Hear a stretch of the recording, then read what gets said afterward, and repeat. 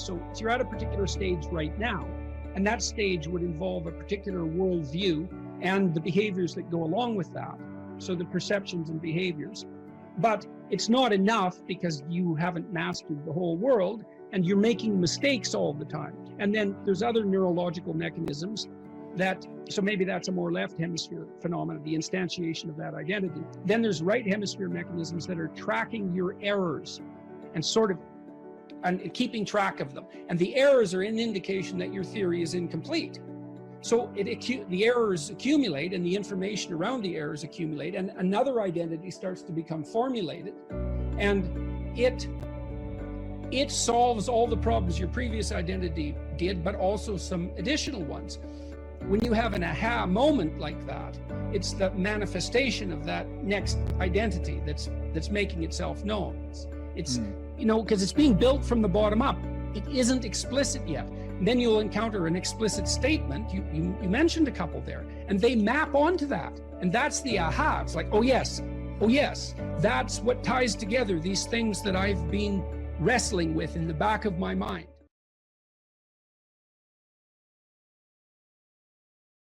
One of the things that you can, I think this heightens the meaning in your life, is to try to do difficult things, right? Aim high.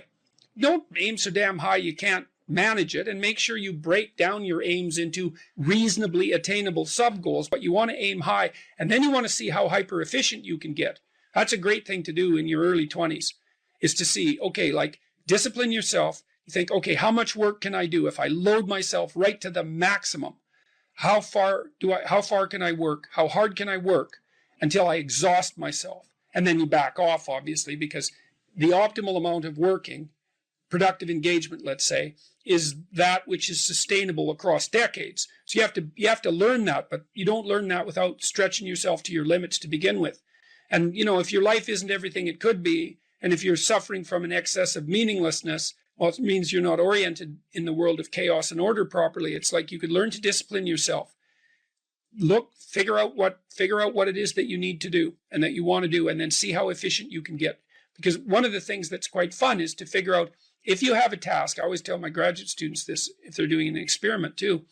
If you have a task that you have to do, it's really interesting to spend a few minutes, sometimes hours, depending on how long the task is. See if you can figure out how to do it from 5 to 10 times faster. It means you'll have to rearrange the way you think about it, but you can often do it. And that's how extremely productive people get so hyper efficient. In order to have any positive meaning in your life, you have to have identified a goal, and you have to be working towards it. And there is a technical reason for that. And the technical reason, as far as I can tell, is that the circuitry that produces the kind of positive emotion that people really like is only activated when you notice that when you're proceeding towards a goal that you value. And so that means that if you don't have a goal that you value, you can't have any positive emotion. So technically that's the incentive reward system, and the underlying circuitry is dopaminergic, and when that circuitry is activated, then it's part of the exploratory circuit. It gives you the sense of being actively engaged in something worthwhile. You tend to think of positive emotion as something produced by reward, but there's two kinds of positive emotion. One is the reward that's associated with satiation, and that's consummatory reward, and that's the reward you get when you're hungry and you eat. But the thing about eating when you're hungry is that it destroys the framework within which you were operating. Right? It's time to eat. Well, you eat, and then that framework's no longer relevant. So the consummatory reward eliminates the value framework, and then you're stuck with, well, what are you going to do next? And so the consummatory reward has with it its own problems, but the incentive reward is constantly what keeps you moving forward. And incentive reward, because it's dopaminergic, also is analgesic, literally analgesic. So if you're in pain, you take opiates, and that will cut the pain, but so will psychomotor stimulants like cocaine or amphetamines. And so it's literally the case that if you're engaged in something that's engaging and you're working towards a goal, that you're going to feel less pain. And you can see this happening with athletes who, you know, they'll break their thumb or something, or maybe sometimes even their ankle, and they'll keep playing the game. Of course, afterwards they're suffering like mad, but the fact that they're so filled with goal-directed enthusiasm means that, well, the pain systems are in some sense shut off. So that's an interesting thing, because what it suggests, I mean, then you could imagine, I might say, well, how happy are you that you've made a certain amount of progress? And if you think about it, what you'd say is, well, it depends on how much progress and in relationship to what. So hypothetically, you're going to be happier if you've made quite a bit of progress towards a really important goal. And then you have to think through what it means for a goal to be really important, because that's not obvious. Now, you could say, you're in this class and you're listening to some information, and maybe there's two reasons for that. You might find the information interesting per se, but let's forget about that for a minute. You need to listen to the information so that you can do well on the assignments, so that you can do well in the class. You need to do well in your classes so that you can finish up your degree. You need to finish up your degree so that you can find your place in the world. You need to do that so that you're financially stable and maybe you can start a family and have a life, and that's all part of being a good person, something like that. And so that's a hierarchy of goals, and you might say that being a good person would be the thing, however vaguely thought through, that's at the top of that hierarchy. And then when you're doing things that serve that ultimate purpose, then you're going to find those more meaningful, and that meaning is actually produced as a consequence of the engagement of this exploratory circuit that's nested right down in your hypothalamus. It's really, really old. It's as old as thirst, and it's as old as hunger. It's really an old system. And so you want to have that thing activated.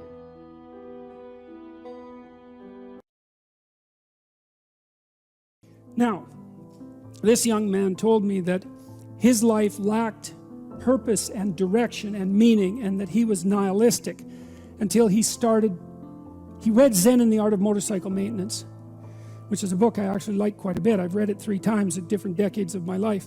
And one of the things that's very interesting about that book is that it's an examination of the idea of quality, of the idea that there are qualitative distinctions between things, and that we have an instinct to make qualitative distinctions. And so a qualitative distinction is simply, this is better than that, which is a judgment. Okay, now what Ratzinger is hypothesizing is that the person in and of, you know how the modern idea is you're supposed to accept yourself. I think that's an insane idea, by the way. Really, I can't think of a more nihilistic idea than that you're already okay. It's like, no, you're not. And the reason you're not is because you could be way more than you are. And so what do you want to be? You want to be okay as you are? Or do you want to strive towards what's better? And this young man, this Australian, he said that the reason that Zen and the Art of Motorcycle Maintenance had such an impact on him was because he wasn't happy with his current mode of being, right? He didn't consider the manner in which he conducted himself sufficient. And the fact that the author of Zen, and it was Pirsig, laid out the notion that you could make qualitative distinctions, and there really was a difference between good things and bad things, or great things and evil things. It gives you direction. It gives you the possibility of moving upward. And Ratzinger is pointing out, at least to some degree, that human beings are insufficient in and of themselves and need the movement upward. And so they need to conceptualize something like the highest good, and then to strive for that. And the thing is that there isn't any difference between conceptualizing the good and being judged. Because if you're going to conceptualize the good and move towards it, what you have to do is separate from yourself all those things that aren't good and leave them behind. And that's why the Redeemer and the Judge are the same thing. And one of the things that's really appalling, I think, about our modern world is that we're rejecting the notion of qualitative distinctions. You say, well, we don't want to hurt anybody's feelings by saying that one thing is better than another. It's like, okay, fair enough. It's not fun to be cast off with the damned, that's for sure. But if people are in fact insufficient in their present condition, which seems to be the case, I mean, try finding someone who isn't, then if you deny the possibility of qualitative distinction because you want to promote a radical egalitarianism, then you remove the possibility of redemption, because there's no movement towards the good. And it seems to me that it's a catastrophe to sacrifice the good for, well, it's a catastrophe to sacrifice the good for the equal. Because for us to be equal would mean, as far as I can tell, that we would all be equally unredeemed and miserable.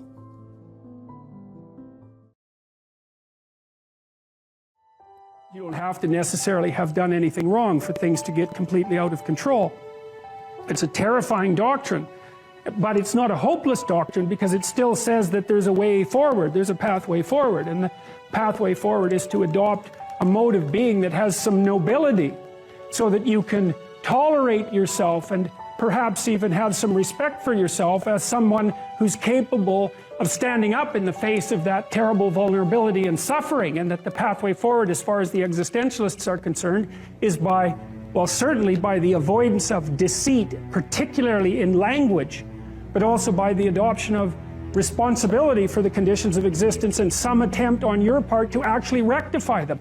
And the thing that's so interesting about that is, well, two, as far as I'm concerned, and some of this is from clinical experience, you know, if you take people, and I've told you this, and you expose them voluntarily to things that they are avoiding and are afraid of, you know, that they know they need to overcome in order to meet their goals, their self-defined goals. If you can teach people to stand up in the face of the things they're afraid of, they get stronger. And you don't know what the upper limits to that are, because you might ask yourself, like, if for 10 years, if you didn't avoid doing what you knew you needed to do, by your own definitions, right, within the value structure that you've created, to the degree that you've done that, what would you be like?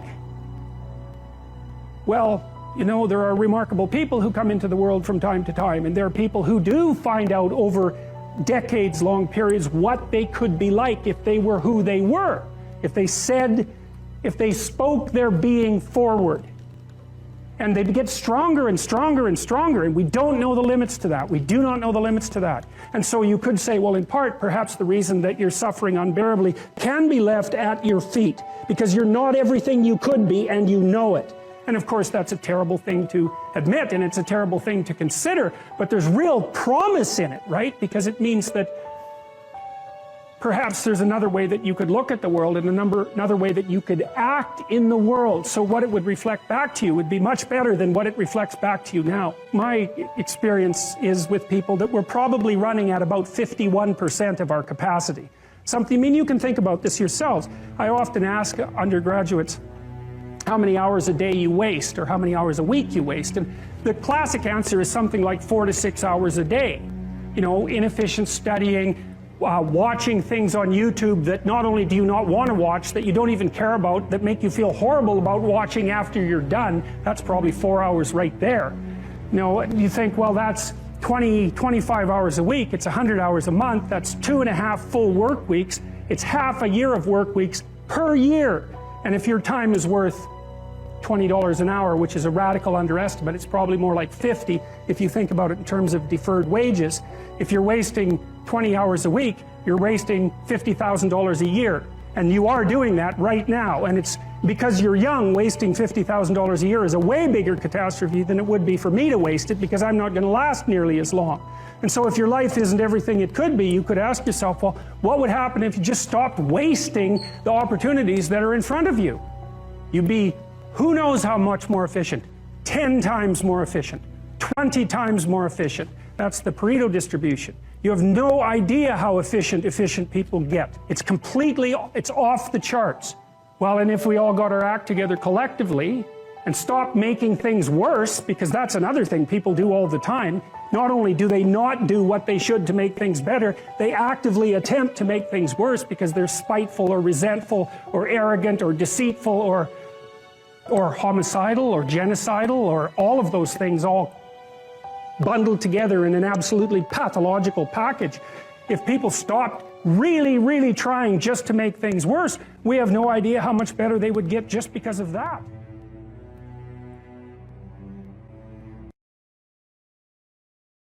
It's like you don't need to have all these things, but you better have most of them. Family, friends, career, educational goals, plans for, you know, time outside of work, attention to your mental and physical health, etc. You know, that's what life is about. And if you don't have any of those things, well, then all you've got left is misery and suffering. So that's a bad deal for you. So once you set up that goal structure, let's say, and that's really in many ways that's what you should be doing at university. That's exactly what you should be doing, is trying to figure out who it is that you're trying to be. Right? And you aim at that, and then you use everything you learn as a means of building that person that you want to be. And I really mean want to be. I don't mean should be, even those things are going to overlap. And it's important to distinguish between those, because that's partly, and this is back down to the micro routine analysis. So as I was saying, well, you're going to try to make yourself more industrious. Okay, number one, specify your damn goals, because how are you going to hit something if you don't know what it is? That isn't going to happen. And often people won't specify their goals too, because they don't like to specify conditions for failure. So if you keep yourself all vague and foggy, which is real easy, because that's just a matter of not doing as well, then you don't know when you fail. And people might say, well, I really don't want to know when I fail, because that's painful. So I'll keep myself blind about when I fail. That's fine, except you'll fail all the time then. You just won't know it until you've failed so badly that you're done. And that can easily happen by the time you're 40. So I would recommend that you don't let that happen. So that's willful blindness, right? You could have known, but you chose not to. Okay, so once you get your goal structure set up, you think, okay, if I could have this life, looks like that might be worth living, despite the fact that it's going to be, you know, anxiety provoking and threatening, and there's going to be some suffering and loss involved and all of that. Obviously, the goal is to have a vision for your life such that, all things considered, that justifies your effort. Okay, so then what do? Well, then you turn down to the micro routines. It's like, okay, well, this is what I'm aiming for. How does that instantiate itself day to day, week to week, month to month? And that's where something like a schedule can be unbelievably useful. Google Calendar. It's like, make a damn schedule and stick to it. Okay, so what's the rule with the schedule? It's not a bloody prison. That's the first thing that people do wrong. They say, well, I don't like to follow a schedule. Well, it's like, well, what kind of schedule are you setting up? Well, I have to do this, then I have to do this, then I have to do this, you know, and then I just go play video games, because who wants to do all these things that I have to do? It's like, wrong. Set the damn schedule up so that you have the day you want. That's the trick. It's like, okay, I've got tomorrow. If I was going to set it up so it was the best possible day I could have, practically speaking, what would it look like? Well, then you schedule that. And obviously there's a bit of responsibility that's going to go along with that, because if you have any sense, one of the things that you're going to insist upon is that at the end of the day, you're not in worse shape than you were than at the beginning of the day, right? Because that's a stupid day. If you have a bunch of those in a row, you just dig, you dig yourself a hole and then you bury yourself in it. It's like, sorry, that's just not a good strategy. It's a bad strategy. So maybe 20% of your day has to be responsibility and obligation, or maybe it's more than that, depending on how far behind you are. But even that, you can ask yourself, okay, well, I've got these responsibilities. I have to schedule the damn things in. What's the right ratio of responsibility to reward? And you can ask yourself that, just like you'd negotiate with someone who is working for you. It's like, okay, you got to work tomorrow. Okay, so I want you to work tomorrow. And you might say, okay, well, what are you going to do for me that makes it likely that I'll work for you? Well, you could ask yourself that, you know. So maybe you do an hour of responsibility and then you play a video game for 15 minutes. I don't know, whatever turns your crank, man. But, you know, you have to negotiate with yourself and not tyrannize yourself. Like you're negotiating with someone that you care for, that you would like to be productive and have a good life. And that's how you make the schedule. It's like, and then you look at the day and you think, well, if I had that day, that'd be good. Great. You know, and you're useless and horrible, so you'll probably only hit it with about 70% accuracy, but that beats the hell out of 0, right? And if you hit it even with 50% accuracy, another rule is, well, aim for 51% the next week, or 50.5% for God's sake, or because you're going to hit that position where things start to loop back positively and spiral you upward. And so that's one way that you can work on your conscientiousness, is plan a life you'd like to have. And you do that partly by referring to social norms. That's more or less rescuing your father from the belly of the whale. But the other way you do that is by having a little conversation with yourself about, as if you don't really know who you are, because you know what you're like. You won't do what you're told. You won't do what you tell yourself to do. You must have noticed that. It's like you're a bad employee and a worse boss. And both of those work, you know, for you. You don't know what you want to do, and then when you tell yourself what to do, you don't do it anyways. You should fire yourself and find someone else to be. But you know, my point is that you have to understand that you're not your own servant, so to speak. You're someone that you have to negotiate with, and you're someone that you want to present the opportunity of having a good life to. And that's hard for people because they don't like themselves very much. So, you know, they're always like cracking the whip and then procrastinating, and cracking the whip and then procrastinating, and it's like, God, it's so boring and such a pathetic way of spending your time. And you know what that's like, because you probably waste like 6 hours a day. And I think we did an economic calculation about that a while back, right? Your time's probably worth 50 bucks an hour, something like that. I mean, you're not getting paid that now, but you're young, and so this is investment time, and what you do now is going to multiply its effects in the future. So let's say it's 50 bucks an hour, which is perfectly reasonable. So if you waste 6 hours a day, and you are, then you're wasting about $2,000 a week, or about $100,000 a year. So like, go ahead, but that's what it's costing you every hour. And you need to know what your damn time is worth. So let's say it's not 50 bucks, it's 30, whatever. Maybe it's 100, it's somewhere in that range. One of the things you should be asking yourself is, when you spend an hour, was that, well, would have I paid someone 50 bucks to have had that hour? And if the answer is no, it's like, well, maybe you should do something else with your time. And it depends on whether or not you think that your time's worthwhile.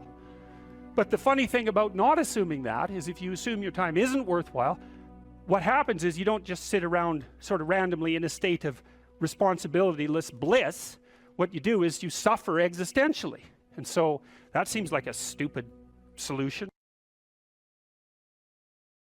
When my clients first come to see me, one of the things I often ask them is, okay, well, let's say you look a year ahead. What do you want?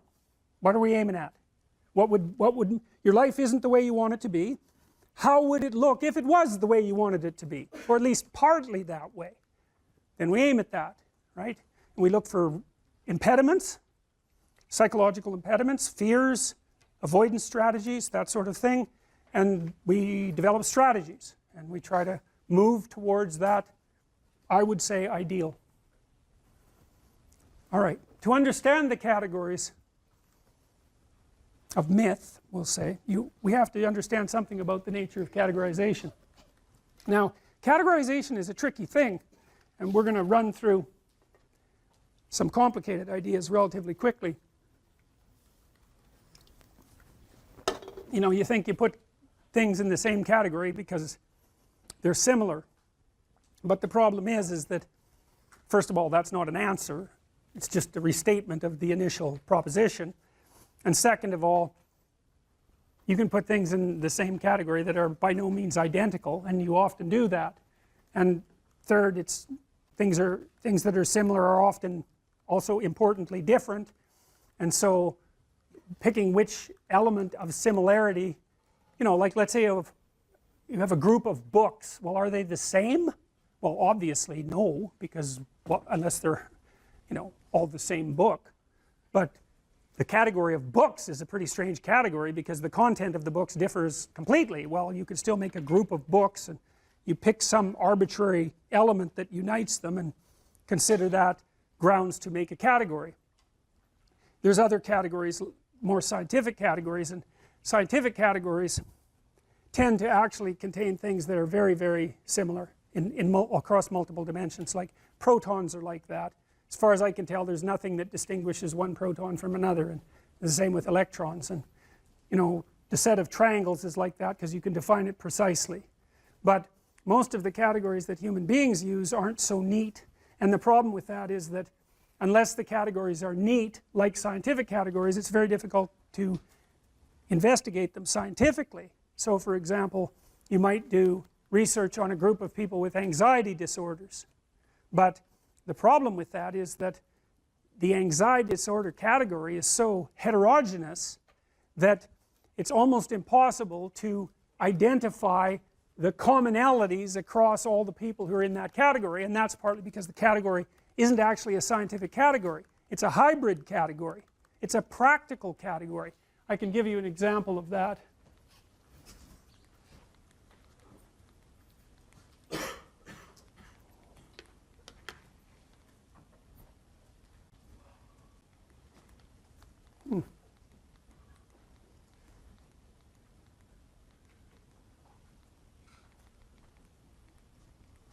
No, I can't, because I must not have saved it. Anyways, many of the DSM categories, so these are categories for psychopathology, require, if you're part of that category, imagine there's 7 symptoms that you could have, or 8 symptoms that you could have that would put you in that category, like antisocial personality.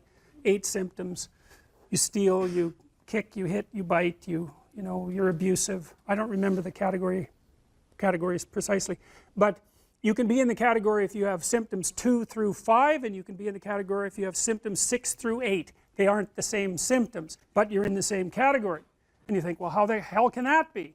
Well, that's a family resemblance category, roughly speaking, and lots of the things that we use are family resemblance categories. There's a prototype, and then if you have enough of the features of that prototype, imagine the prototype has 10 features, and if you have 6 of those features, you get to be in that category. But it means that the category is actually quite diverse, and that's one of the problems that plagues psychiatry as a science and clinical psychology as a science. It's a really big problem, because if the categories aren't homogeneous, then it's very difficult to draw conclusions about the members of the category.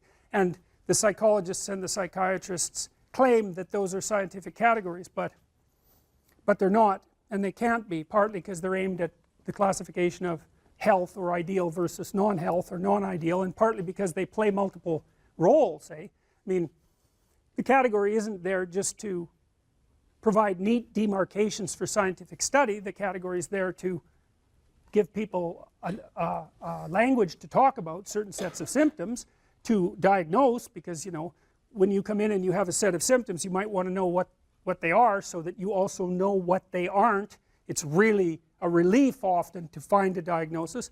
And then of course the diagnosis has certain implications for treatment and for billing and for all of that, so the category has to play all of those roles. So there's multiple types of category, and the categories that we're talking about in relationship to mythology aren't scientific categories. They're categories about the world construed as a place to act. So here's a way to think about it. You're always looking at the world through a framework of reference, and you have to do that because there isn't very much of you. You can't see the whole world at once, and in fact the amount of the world you actually see is so small you can't believe it. The central part of your vision is zipping around, producing a pretty high resolution representation of exactly what you're looking at, but outside of that center, like if I look at you, I can't see her eyes. I can see her glasses, but barely. I can't even tell whether you're male or female. The person past that, I can't see at all. Now you don't notice that, you know. You don't notice that you're that blind because your central vision is always popping around, illuminating that tiny space. But you're so damn blind, it's just mind-boggling. And I'm sure some of you have seen the invisible gorilla video, you know, where a gorilla comes into the video and you don't notice, which is somewhat shocking because you would think that you would notice a gorilla. But what happens is that you actually don't notice something unless it interferes with what you're doing. And because what are you going to do? Notice everything? You can't do that. You can hardly notice anything. So what you do is you pick something to focus on. It's usually something that you value, because why else would you focus on it? So that means that your value system determines the direction of your perception. Bloody well think about that for a minute. That's a Buddhist idea, right? People live in a kind of illusion, and sometimes that illusion causes suffering, and they can transform the way they look at the world, and that can release them from their suffering. But the idea that you do live in an illusion, well, I don't know if it's exactly an illusion, but you certainly do live within a framework of perception that's determined by your values. Now that is so weird, you know, because we never think of the world as something that reveals itself through our values. But of course it does, because you look at what you want. You aim at what you want, and once you've aimed, the world lays itself out for you, and that's exactly how perception works. That's why I represented it this way. You're always somewhere, that's point A, and that's somewhere in some place in some time, and you always have some notion about what you want to have happen next. You know, you're going to go to the next class maybe, you've got a plan after this. In this class you have a plan, you're hoping to learn something, I presume, and maybe you have a goal with regards to a grade, and that's nested inside your desire to get a degree, and that's nested inside your desire to be educated and to have a career and have a successful life. So attending to me at the moment, the reason you're doing that is because all of those values exist within you simultaneously, focusing your attention. And so you're attending to me and not to something else, assuming that all of you with your computers open aren't surfing the web, which you might be, but assuming that you're focusing, whatever you're focusing on is directed by what you value. And some of that can be unconscious. In fact, a lot of it is unconscious, because you know it's very difficult for you to get control of what you pay attention to. You know what that's like. You're trying to study, it's kind of a boring paper. Christ, your attention is just like everywhere, you know. Maybe you'll vacuum under the bed instead of doing the reading the paper, you know. You can't get a grip on that thing, so your attention has an autonomy. And that's another psychoanalytic idea, you know, because you kind of think, well, you're in control. It's like, really? You ever try telling yourself what to do? How does that work for you? I'm going to go to the gym 3 times a week. Right, sure you are. Yeah, I'm going to quit eating sugar for a month. It's like, how long does that last? It's like 15 minutes, and you're eating like 3 chocolate bars. Today is the beginning of the rest of your life, and it can be very frightening. It's a new world out there. It's a mean world out there, and you only live once. So do what you feel passionate about. Take chances professionally. Don't be afraid to fail. There's an old IQ test, was 9 dots, and you had to draw 5 lines with a pencil within these 9 dots without lifting the pencil. The only way to do it was to go outside the box. So don't be afraid to go outside the box. Don't be afraid to think outside the box. Don't be afraid to fail big, to dream big. But remember, dreams without goals are just dreams, and they ultimately fuel disappointment. So have dreams, but have goals. Life goals, yearly goals, monthly goals, daily goals. I try to give myself a goal every day. Sometimes it's just to not curse somebody out. Simple goals, but have goals. And understand that to achieve these goals, you must apply discipline and consistency. In order to achieve your goals, you must apply discipline, which you have already done, and consistency every day, not just on Tuesday and miss a few days. You have to work at it every day. You have to plan every day. You've heard the saying, we don't plan to fail, we fail to plan. Hard work works. Working really hard is what successful people do. And in this text, tweet, twerk world that you've grown up in, remember, just because you're doing a lot more doesn't mean you're getting a lot more done. Remember that. Just because you're doing a lot more doesn't mean you're getting a lot more done. Don't confuse movement with progress. My mother told me, she said, yeah, because you can run in place all the time and never get anywhere. So continue to strive, continue to have goals, continue to progress. Number 3, you'll never see a U-Haul behind a hearse. I'll say it again. You'll never see a U-Haul behind a hearse. I don't care how much money you make, you can't take it with you. The Egyptians tried it.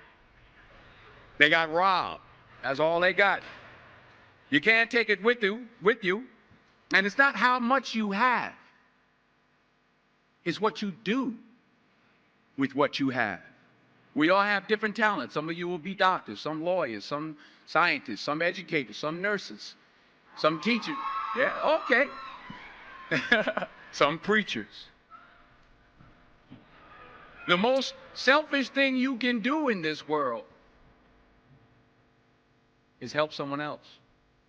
Why is it selfish? Because the gratification, the goodness that comes to you, the good feeling that I get from helping others, nothing's better than that. Well, 1 or 2 things, but Nothing's better than that. Not jewelry, not big house I have, not the cars, but it's the joy. That's where the joy is in helping others. That's where the success is in helping others. Finally,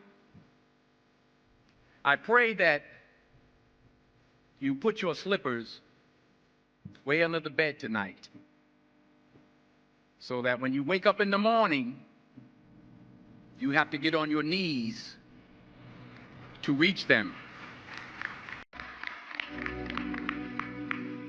And while you're down there, say thank you for grace. Thank you for mercy. Thank you for understanding. Thank you for wisdom. Thank you for parents. Thank you for love. Thank you for kindness. Thank you for humility. Thank you for peace. Thank you for prosperity. Say thank you in advance for what's already yours. That's how I live my life. That's why I am, one of the reasons why I am today. Say thank you in advance for what is already yours. True desire in the heart for anything good is God's proof to you, sent beforehand to indicate that it's yours already. I'll say it again.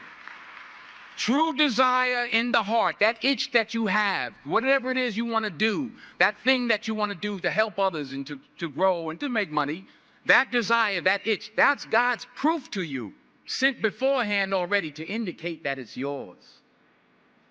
And anything you want good, you can have. So claim it.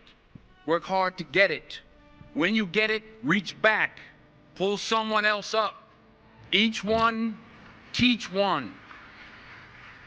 Don't just aspire to make a living. Aspire to make a difference. There's always people out there who are doing far better than you on pretty much anything you want to imagine. And if all you're doing is seeing yourself in their reflected light, let's say, then it's going to be pretty damn dismal. But it's not a good comparison because, well, first of all, there's danger in just comparing yourself to others, period, because they're not you. And God only knows what struggles they had to undertake to get to where they were, or what burdens they're currently carrying that you're not aware of.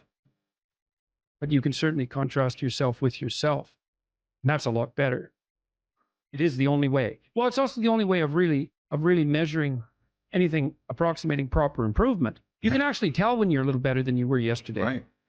And you can actually do that. That's another thing that's so interesting about it, is that you can actually make yourself a little better in some way, pretty much, well, I don't know if it's at every moment, but you can certainly do it every day. You're quite different from other people, and you shouldn't be comparing yourself to them because they're not like you. You know, they don't have your family. They don't have your temperament. They don't have your troubles. They don't have your abilities. The only person that has those is you. Compare yourself to who you were yesterday and not to who someone else is today. And see, that's a game you can win.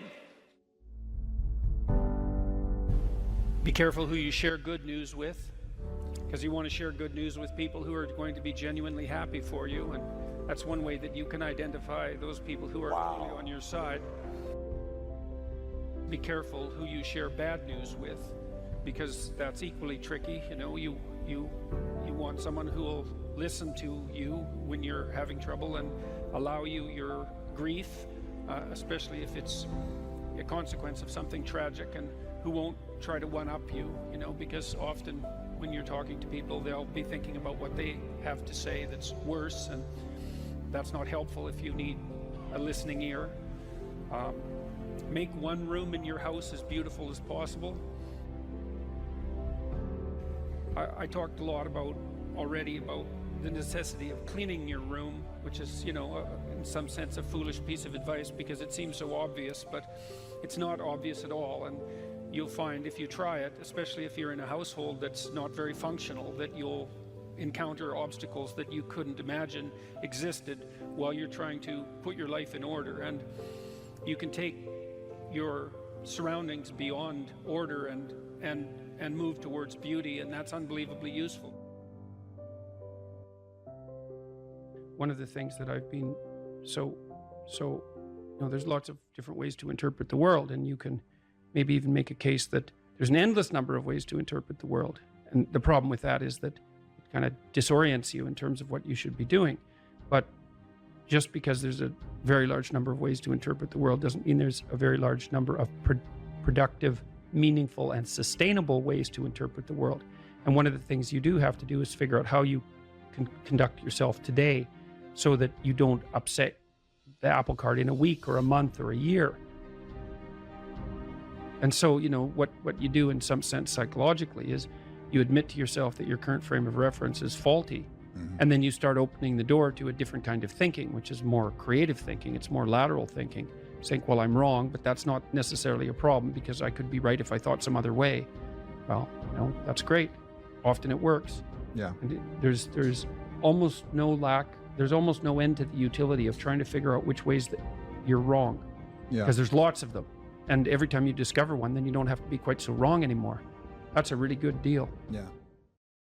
It's from the uphill climb that we derive our value, and I mean this technically. So almost all the positive emotion we feel, especially the emotion that fills us with enthusiasm, and that's experienced in relationship to a goal. And so in some sense, you want a goal that you can never attain. So you can always move closer to the goal that recedes as you move towards it. You think, well, that's frustrating. It's like Sisyphus pushing the rock uphill. But it's not, because as you pursue that goal, you put yourself together and your life does get better and richer and more abundant. And that's why the highest levels of virtue and goal are in some sense transcendent. You want them to be above everything you're doing so you can continually move towards something that's more sublime and better. That's what you are. You're here to live, not to sleep. And the problem with the vision of Mai Tais on the beach is that, well, first of all, that's a vision of drug-induced unconsciousness. Second, it's only going to work for about a week. Third, you're going to be a laughingstock in a month and depressed and aimless and goalless. You want a horizon of ever expanding possibility. And so it does happen to people because they've staked their soul on the attainment of an instrumental goal. And it can be a pretty high order goal, but then you think, now I'm there, now what? Well, the answer can't be, well, I'm going to live in the lap of luxury and never have to leave what do you want to be, a giant infant with a gold bottle? You never have to do anything but lay in your back and suck. It's like, you see the problem with that as a conceptualization. It's no, you want to be like an active warrior moving uphill with your sword in hand. And that's dynamic, that's exciting. Lay a disciplinary structure on yourself. Get the chaos in check. And then you can move towards a state that's freer. It's discipline first. Like, look, if you're going to become a concert pianist, there's going to be several thousand hours of extraordinarily disciplined practice. That's the imposition of order on your potential, let's say. But what comes out of that is a much grander freedom. And so in virtually every freedom that you have in life that's true freedom is purchased at the price of discipline. But it's not some casual self-help doctrine. It's that if you don't organize yourself properly, you'll pay for it, and in a big way, and so will the people around you. And I would say, start where you can start. If something announces itself to you as in need of repair, that you could repair, then hey, fix it. You fix 100 things like that, your life will be a lot different. I often tell people too, fix the things you repeat every day, because people tend to think of those as trivial. You get up, you brush your teeth, you have your breakfast, you have your routines that you go through every day. Well, those probably constitute 50% of your life. And people think, well, they're mundane, I don't need to pay attention to them. It's like, no, that's exactly wrong. The things you do every day, those are the most important things you do, hands down. People are afraid of the truth because often if you reveal it, it causes conflict in the moment. Telling the truth is definitely an adventure. Seeking for sure, but also telling. Another way of going about it is to just say what you think and see what happens. That's an adventure, because you don't know what the outcome is going to be. So look, there's this old idea that it's necessary to have faith in the truth. And so here's a way of thinking about that. Someone asks you a question and you might think, well, here's the outcome I want, and so here's how I'm going to answer that question. So that's one way of approaching it. But another way of approaching it is, You ask me a question, I'm going to think about the answer, and I'm just going to tell you what I think. And it doesn't matter what the outcome is, because I'm willing to see what the outcome will be, predicated on the idea that there isn't a better outcome than the one that truth produces. Even if it's harsh and terrible in the short term, and sometimes it is, it's like there isn't a better way of doing it. Now, you might say, well, how do you know that? And the answer is, well, I don't know that. That's why it's an article of faith, because I believe, and I believe this deeply, the being that you produce as a consequence of telling the truth is good, by definition, even though it's harsh and often uncomfortable, because you get in trouble. One of the things that I've really learned recently, or learned to articulate better, is that there's a very tight relationship between aspiration and responsibility. The first question might be, do you need to aspire to something? And the answer is, well, yes, because you have to do something. If you just sit there, you'll die. You can't just sit there. You have to go act out in the world. Okay, so act towards what? Well, that's whatever your aspiration is. You have to have an aim. Okay, well, what should the aim be? Well, it should be something worth doing, let's say. Why do something that you don't feel is worth doing? What do you think's worth doing? Well, if you watch other people and you judge when they're doing something worthwhile, you usually judge them positively if you see that they're taking responsibility, at least for themselves. What, do you want to be completely useless so other people have to take care of you? That's pretty pathetic. And maybe you could get your act together so you're taking care of yourself and your family. And maybe you could even do better than that and take care of yourself and your family and your community. Well, good for you. That's responsibility, and that's an aim. Well, here's one of the things that's cool about that, is that your life doesn't have meaning without aspiration or an aim. Okay, so you need a hierarchy of values. There's got to be something at the top. It's got to be something important. If you don't have that, your life doesn't have any meaning. So if you criticize the hierarchy, or even the idea of hierarchy, you destroy the idea of aspiration, and then people have nothing. Well, that's not helpful. People are built for a struggle, and they're built for a weight, and you want to take on a heavy burden voluntarily. See if you can put yourself together. See what you can do out in the world while you're waiting to die. It's an all-in game. It better be worthwhile. The great people I know are brutally truthful to themselves and other people, and they have insanely adventurous lives. Get rid of everything you say that you only say to impress other people, and just see if you can say what you believe to be true. That's an adventure. That's the thing about the truth, you know? Well, you got to ask yourself, if you're not speaking the truth, who is it that's talking? If you're saying something that you do not believe to be true, it's not you talking. It's something else. It might be the part of you that wants to manipulate the other person into delivering what you think you want from them.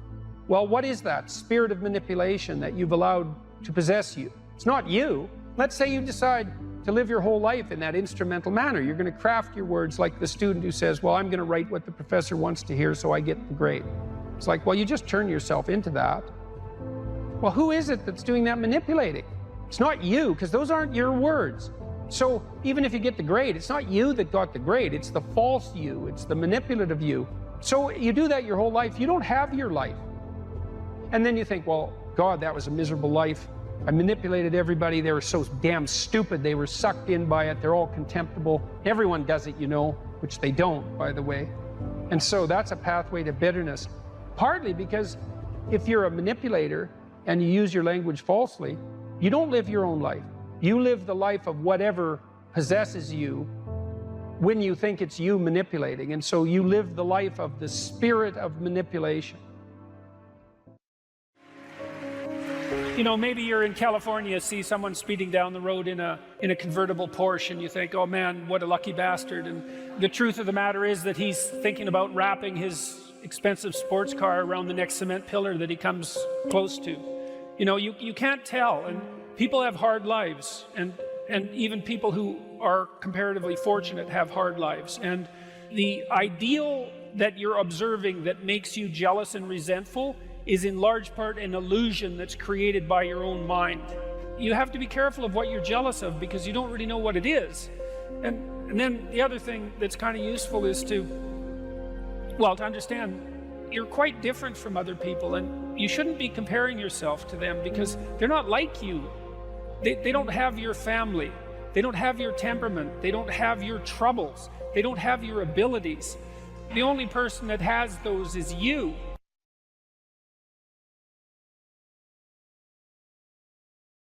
The internal problem is, How do you deal with tragedy and malevolence? And you can say, well, I'm not prepared. It's like, yeah, fair enough. Unsurprising, especially if you were overprotected as a child. It's not a good idea to overprotect your kids, because the snakes are going to come into the garden no matter what you do. And so then you, instead of trying to keep the damn snakes away, what you do is you arm your child with something that can help them chop them into pieces and make the world out of them. So that the trick for human thriving in the face of suffering and malevolence is strength, not protection. It's a completely different idea. We also know this clinically. We know, for example, that if you treat people with exposure therapy for agoraphobia, which is, roughly speaking, the fear of chaos, I would say, the fear of everything, you don't make them less afraid. You make them braver. It's not the same thing. Because with an agoraphobic, see, what happens to them is the fall. They never conceptualize death and suffering. They're naive, right? It never enters the theater of their imagination, and it's because they're protected from it. But then something happens. This often happens to women in their 40s, because they're the people most likely to develop agoraphobia. Something happens. They've been protected from chaos by authority their entire life. So maybe they had an overprotective father, and then they went to an overprotective boyfriend, and then they went to an overprotective husband. And maybe they were willing to be subjugated to all three of those because of the protection, right? So that's the bargain. They stay weak and dependent, and maybe they have to, because that's the only way they can appeal to the person who's hyperprotective. But the price they pay for that is that they're not sufficiently competent. And then something happens in their life, often in their 40s. They develop heart palpitations, maybe as a consequence of menopause. Their heart starts to beat erratically, and they think, oh no, death. It's like, well, who are you going to talk to about that? Right? There's no protection from authority for that. Or maybe their friend gets divorced, or maybe their sister dies, or something like that. It brings up the specter of mortality, and maybe the specter of malevolence and mortality, and it brings it up in a way that authority, recourse to authority, cannot solve. And so then they have panic attacks. What happens? They go out, they get afraid, they feel their heart beating, then they get afraid of their heart beating because they think, oh no, I'm going to die, and they think, oh no, I'm going to die, and I'm going to make a fool of myself while I'm doing it and attract a lot of attention. So the two big fears come up: mortality and social judgment. And then they have a panic attack. It's like fight or flight's gone out of control. Very, very unpleasant. Then they start to avoid the places they've had a panic attack. Then they end up not being able to go anywhere. So then Tiamat has come back, right? A huge monster, a little victim. And so what do you do with them? Well, there's no saying, no, there's no Tiamat. That's done, right? Their naivety is over. They've had a direct contact with the threat of mortality and social judgment. They've met the terrible mother, and they've met the terrible father. And there's no going back. There's no saying, oh, the world is safe. It's not safe. Not at all.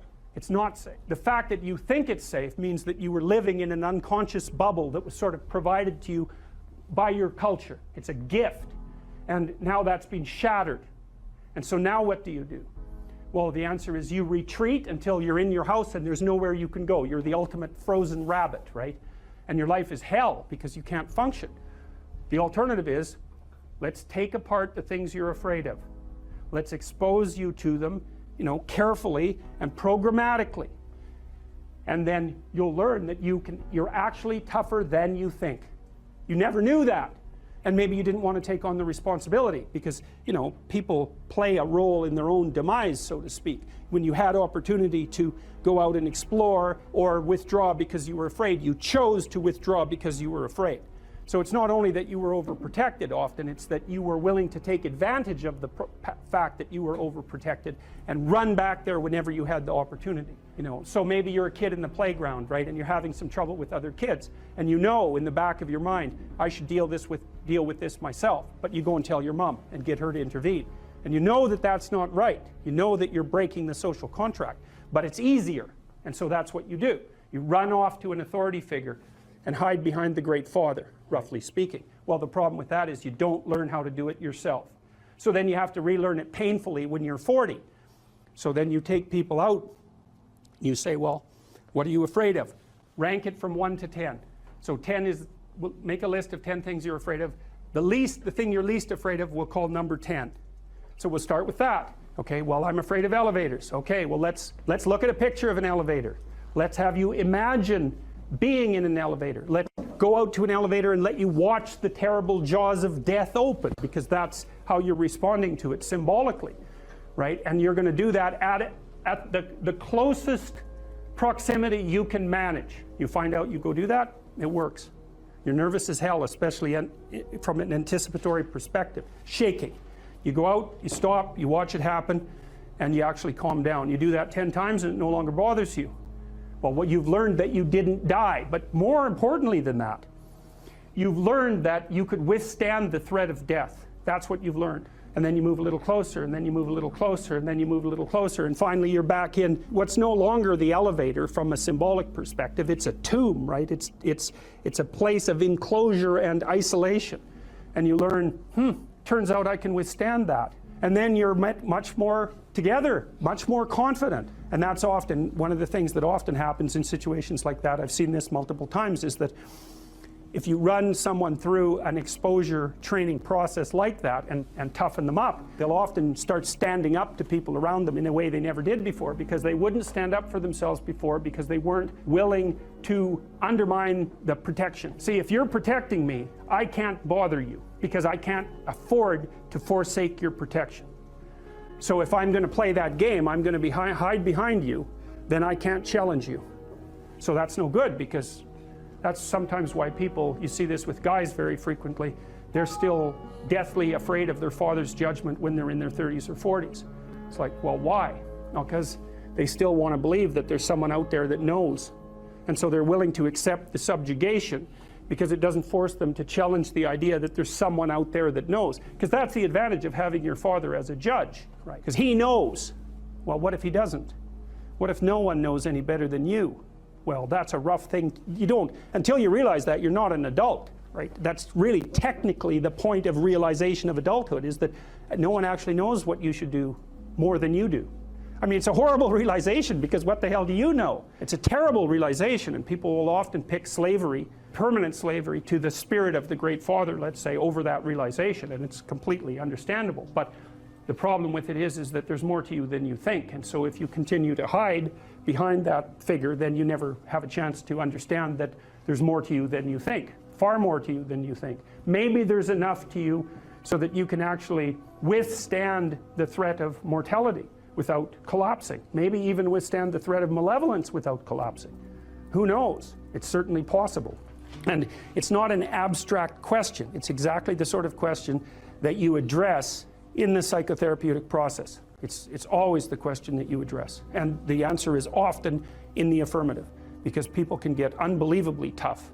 And you know that because people work in emergency wards in hospitals, right? Or they work in palliative care wards, or they work as mortuary assistants. I mean, these people have bloody rough jobs, you know, or they're on the front line of police investigation into, you know, heinous child abuse crimes, and so they're confronting malevolence on a regular basis. And, you know, those are very stressful jobs, but people do them. And some people do them without even being damaged by them, although that's a harder thing, because you can see horrible things, you know, things you'll never forget.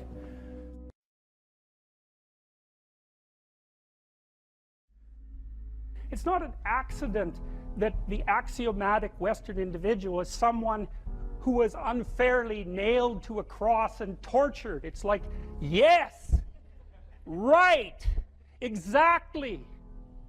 So what do you do about that?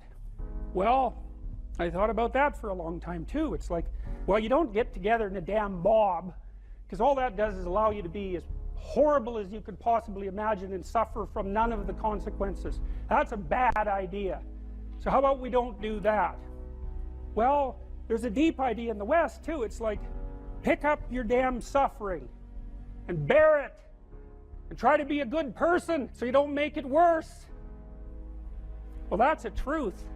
You know, I read a lot about the terrible things that people have done to each other. You just cannot even imagine it. It's so awful. So you don't want to be someone like that. Now, do you have a reason to be? Yes. You have lots of reasons to be. God, there's reasons to be resentful about your existence. Everyone you know is going to die. You know, you too. And there's going to be a fair bit of pain along the way, and lots of it's going to be unfair. It's like, yeah, no wonder you're resentful. It's like, act it out and see what happens. you make everything you're complaining about infinitely worse. There's this idea that hell is a bottomless pit, and that's because no matter how bad it is, some stupid son of a bitch like you could figure out a way to make it a lot worse.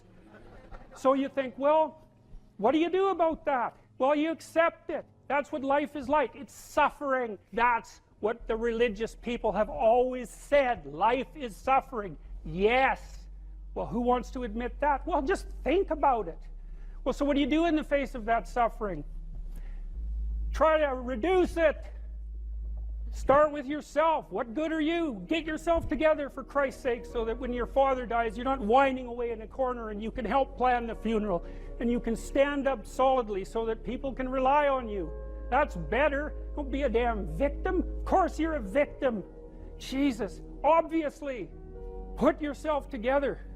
And then maybe if you put yourself together, you know how to do that. You know what's wrong with you, if you'll admit it. You know there's a few things you could like polish up a little bit, that you might even be able to manage in your insufficient present condition. And so you might shine yourself up a little bit, and then your eyes will be a little more open, and then you can shine yourself up a little bit more, and then maybe you could bring your family together instead of having them be the hateful, spiteful, neurotic, infighting batch that...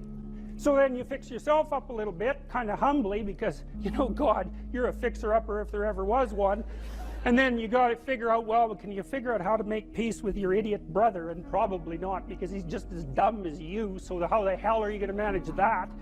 And so then maybe you get somewhere that way, and your family's sort of functioning, and you find out, well, that kind of relieved a little bit of suffering, although it reduced the opportunities for spiteful revenge, and that's kind of a pain in the neck. And so then you get your family together a little bit, and you're a little clued in then, at least a bit, because you've done something difficult that's actually difficult. You're a little wiser, and so then maybe you could put a tentative finger out beyond the family and try to change some little thing without wrecking it. It's like, our society is complex, and we teach our students that they could just fix it. It's like, go fix a military helicopter and see how far you get with that. It's like, what are you going to do? You're like a chimp with a wrench. Whack! Oh, look, it's better. It's like, no, it's not better. Things are complicated, and to fix things is really hard, and you have to be like a golden tool to fix things, and you're not. So, and that's the other message of the West. It's like, how do you overcome the suffering of life? And I'm not saying it's only the message of the West. How do you overcome the suffering of life? Is be a better person. That's how you do it. Well, that's hard. It takes responsibility. And I think, you know, if you said to someone, you want to have a meaningful life? Everything you do matters. That's the definition of a meaningful life. But everything you do matters. So you're going to have to carry that with you.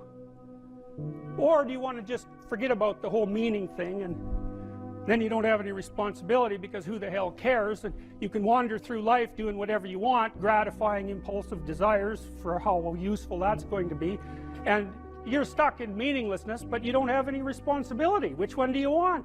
Well, ask yourself, which one are you pursuing? And you'll find very rapidly that it isn't the majority of your soul that's pursuing the whole meaning thing, because, well, look what you have to do that. You have to take on the fact that life is suffering. You have to put yourself together in the face of that. Well, that's hard. Christ, it's amazing people can even do it. I'm stunned every day when I go outside, and it isn't a riot with everything burning. Because really, God, you talk to people, it's like, I knew this guy, he'd been in a motorcycle accident, and it really ruined him, and he was like a linesman, you know, working on the power, and he was working with someone who had Parkinson's disease, and they had complementary inadequacies, and so two of them could do the job of one person, and so they're out there fixing power lines in the freezing cold, despite the fact that one was 3/4 wrecked with a motorcycle accident and the other one had Parkinson's. It's like, that's how our civilization works. It's like, there's all these ruined people out there, they've got problems like you can't believe. Off they go to work and do things they don't even like, and look, the lights are on. My God, it's unbelievable. It's a miracle. It's a miracle. And we're so ungrateful. College students, the postmodern types, they're so ungrateful. You know, they don't know that they're surrounded by just a bloody miracle. It's a miracle that all this stuff works, that all you crazy chimpanzees that don't know each other can sit in the same room for 2 hours sweltering away. without tearing each other apart, because that's what chimps do. So anyways, so what happened? Well, I made some videos and I got to the bottom of some things, at least as far as I can tell, so I told you what the bottom is, and then I got this idea about what you might do about it, which isn't my idea. It's not my idea. It's an old idea. It's far older than Christianity. It's old. It's the oldest story of mankind. Get yourself together. Transcend your suffering. See if you can be some kind of hero. Make the suffering in the world less. Well, that's the way forward, as far as I can tell, if there is any way forward.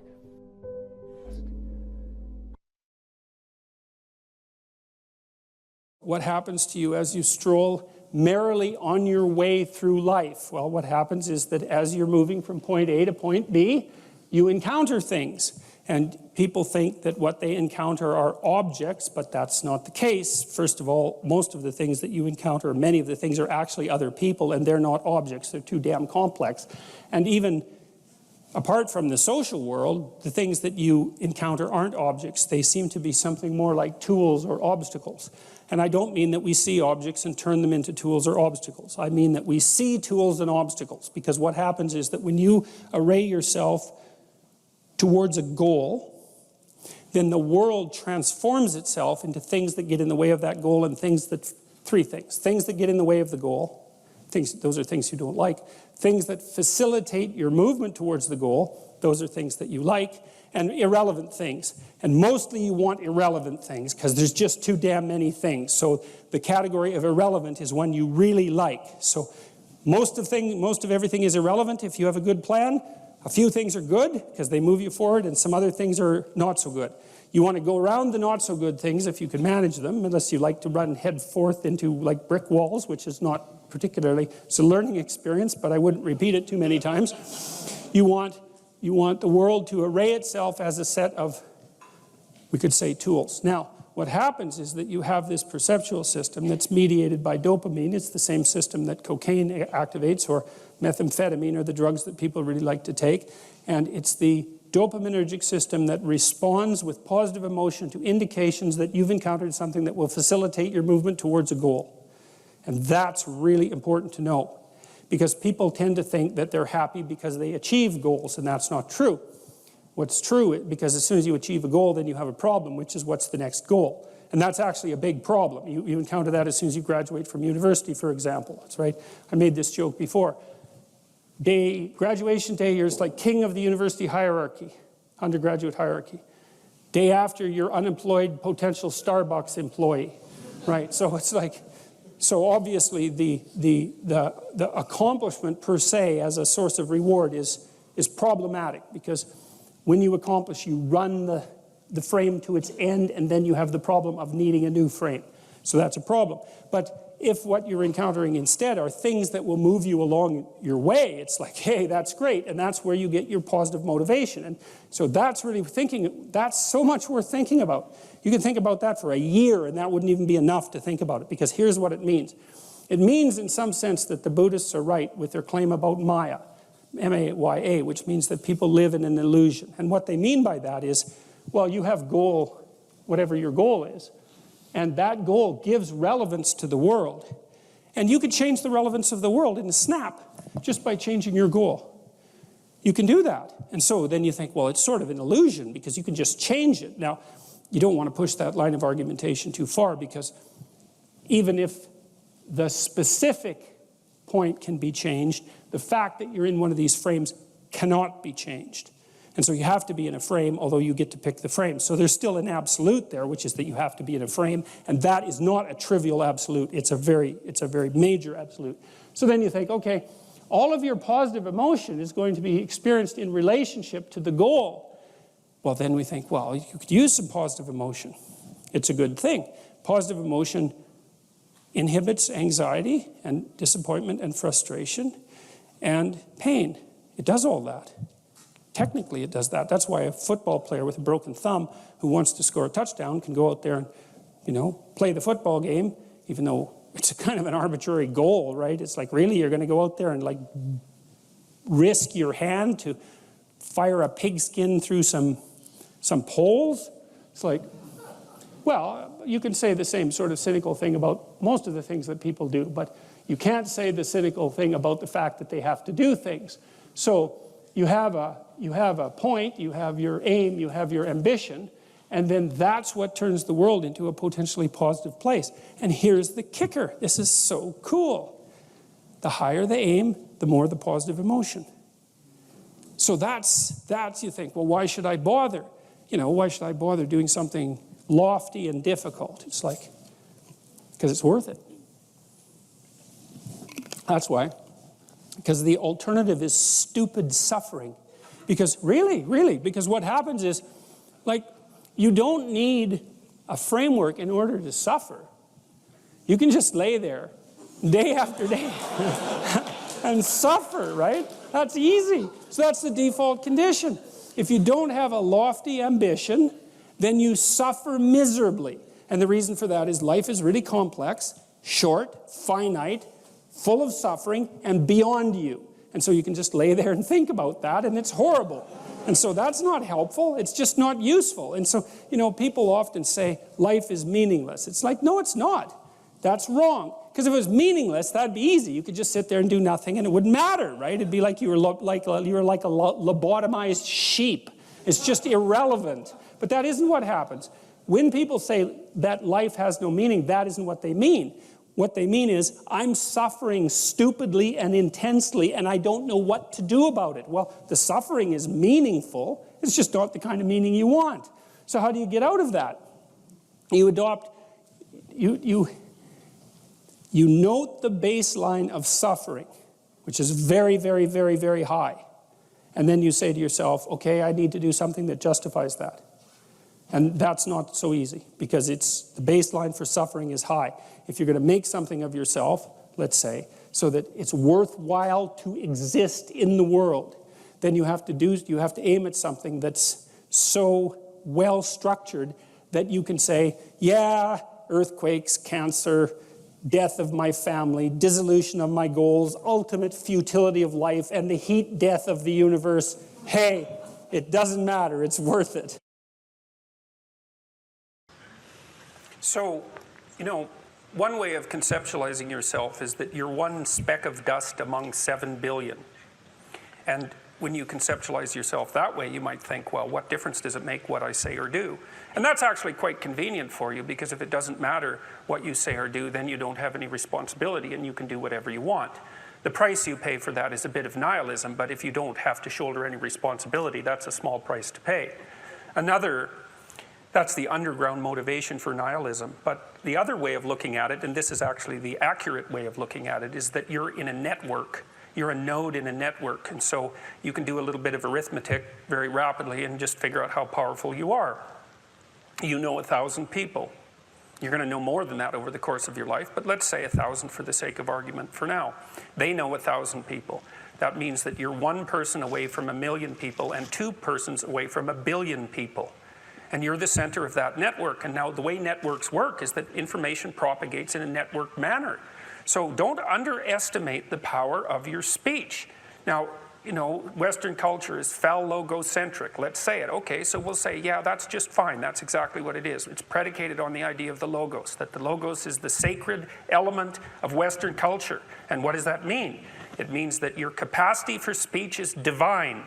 It's the thing that generates order from chaos and then sometimes turns pathological order into chaos when it has to. Don't underestimate the power of truth. There's nothing more powerful. Now, in order to speak what you might regard as the truth, you have to let go of the outcome. You have to think, all right, I'm going to say what I think, stupid as I am, biased as I am, ignorant as I am. I'm going to state what I think as clearly as I can, and I'm going to live with the consequences no matter what they are. Now, the reason you think that's an element of faith. The idea is that nothing brings a better world into being than the stated truth. Now, you might have to pay a price for that, but that's fine. You're going to pay a price for every bloody thing you do and everything you don't do. You don't get to choose to not pay a price. You get to choose which poison you're going to take. That's it. So if you're going to stand up for something, stand up for your truth. It'll shape you, because people will respond and object and tell you why you're a fool and a biased moron and why you're ignorant. And then if you listen to them, you'll be just that much less like that the next time you say something. And if you do that for 5 years, you'll be so damn tough and articulate and able to communicate and withstand pressure that you won't even recognize yourself. And then you'll be a force to contend with. And you don't get to wait until, because I get letters like Sad gets all the time too, from faculty members in particular, and they say, well, you know, when I get tenure, it's like, then they think, well, when I'm an associate professor, and then they think, well, when I'm a full professor. It's like, if you're a professor already, you're like the most protected person in the history of the planet, you know, and you need, well, okay, but one of the things that indicates is that it's almost impossible to provide people with enough protection so that they feel safe to speak. Okay, so we'll address that directly. It is not safe to speak, and it never will be. But the thing you got to keep in mind is that it's even less safe not to speak. Right? It's a balance of risks. It's like you want to pay the price for being who you are and stating your mode of being in the world, or do you want to pay the price for being a bloody serf, one that's enslaved him or herself? Well, that's a major price, man. That thing unfolds over decades, and you'll just be a miserable worm at the end of about 20 years of that, right? No self-respect, no power, no ability to voice your opinions, nothing left but resentment because everyone's against you, because of course you've never stood up for yourself. It's like, say what you think carefully, pay attention to your words. The price is, it's a price you want to pay if you are willing to believe that truth is the cornerstone of society. And in the most real sense, if you're willing to take that leap, then tell the truth and see what happens. And nothing better could possibly happen to you. There'll be ups and downs, and there'll be pushback, and there'll be controversy and all of that, but it doesn't matter. The truth is what makes the world, the truth is what redeems the world from hell, and that's the truth. And we saw plenty of hell over the last 100 years, you know, and we haven't learned a bloody thing from it. It's like, wake up, tell the truth, or at least don't lie. That's a start. And you got to understand that's a risk. But I have one more brief thing to say about that. So, you know, I said what I had to say back in September, and I'm sure that I could have done it better, and many people have told me how I could have done it better, although it didn't mean they would actually do it, but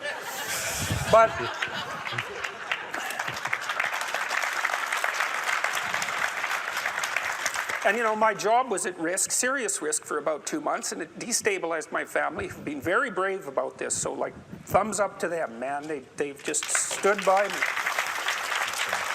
But here's the optimistic news, is the university has left me alone completely. I shook hands with the dean 2 weeks ago. We're on friendly terms. They don't want this to go any farther than it has already. The students were tremendously welcoming when I came back to teach in January. I haven't had a single negative incident at the university. And I've received thousands of letters from people all over the world, all of which have been in support. I've received 2 negative letters. That's it. 2. So the people have an inchoate longing to have the sort of thing that we're talking about articulated. And so don't be thinking you're alone. It's just that people can't talk, they're afraid to talk, or they don't know what to say. And those are real problems. So if you're reasonably articulate, like, start talking and sharpen yourself up.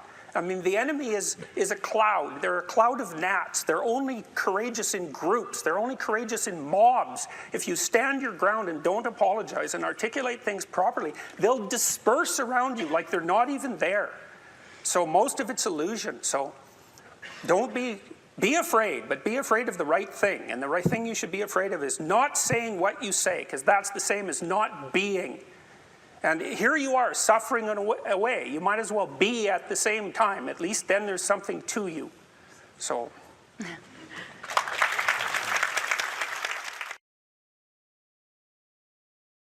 And I would say, you don't just have to face the reality of unjust suffering and death in your life. You have to face the reality of hell. And you might say, well, I don't believe in hell. It's like, well, do you believe in Nazi Germany? You know, do you believe in the Stalinist Soviet Union or Maoist China or Cambodia? That's hell. or even, you can assess that more deeply. You could say, well, that's not even hell, that's not as precise a formulation of hell as you might be able to conceptualize. Hell is actually participation in the process that led to the establishment of those countries. And that's something that human beings do. And the fact that we do that is something we have to face. And maybe that's even worse than death. And I think you can make a case for that.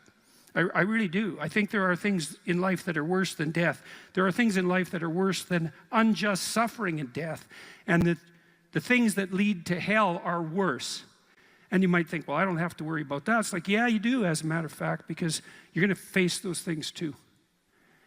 And you're going to face that when you face your own malevolence, which you will, and you're going to face that when you face the malevolence of others, including the mob. And some of that's just death and tragedy, and some of it is something far darker and deeper than that. And so, yeah, you face that. And so that's kind of interesting. And then you might think, well, how should you face that? And that's where Tammy's story is relevant. It's like, well, so she went and swam with the sharks. And I wasn't very happy about that because our life has been adventurous enough. I thought, do you really need to go swim with the sharks? And the answer seemed to be, well, that would be an adventure. And, I don't interfere with her when she's having an adventure. She's going to go have an adventure. It's far be it for me to interfere. And then she told me, that you had to look the shark in the eye or it would think you're prey. Think, well, what do you have to look in the eye so you're not prey? And human beings have been trying to figure that out for a long time because we're strange animals, because we're predators, but we're also prey. And so I guess at any moment you're sort of deciding, well, are you a predator? Are you the thing that's on top, or are you prey? And you're prey if you turn tail and run. And there's a psychological truth there, like a deep psychological truth. And it seems to be something like, if you practice forthright and voluntary exposure to that which terrifies and dismays you, it transforms you. And we really know this as psychologists. We even know there's more and more evidence suggesting, for example, that if you imagine you adopt this attitude of voluntary confrontation, that changes you psychophysiologically. So much of the biochemistry of motivation and emotion is transformed when you take a stressor, which could be oppressive and paralyze you and cause you to withdraw, and you reverse that and you decide to advance. It's like a different spirit inhabits you. And I mean this physiologically. There's a whole different pattern of being that makes itself manifest in you neurologically and psychophysiologically and pharmacologically. So you take it on as a challenge, right? And that transforms you at a cellular level too, because one of the things we've discovered in recent years is that if you do something new and complex, then that turns on that parts of your DNA that haven't produced proteins before will start producing new proteins and reconstruct you from the cellular level up. So it's a deep transformation. We have no idea how deep. And again, you could ask yourself, if you didn't withdraw in fear from anything from everything that life threw at you, who could you become? And I would say that's the central religious question in some real deep sense. Are more things thrown at us than we can manage? Well, that's a tricky question because pretty dreadful things are thrown our way. And you might say, well, that just presents an insuperable barrier to progress.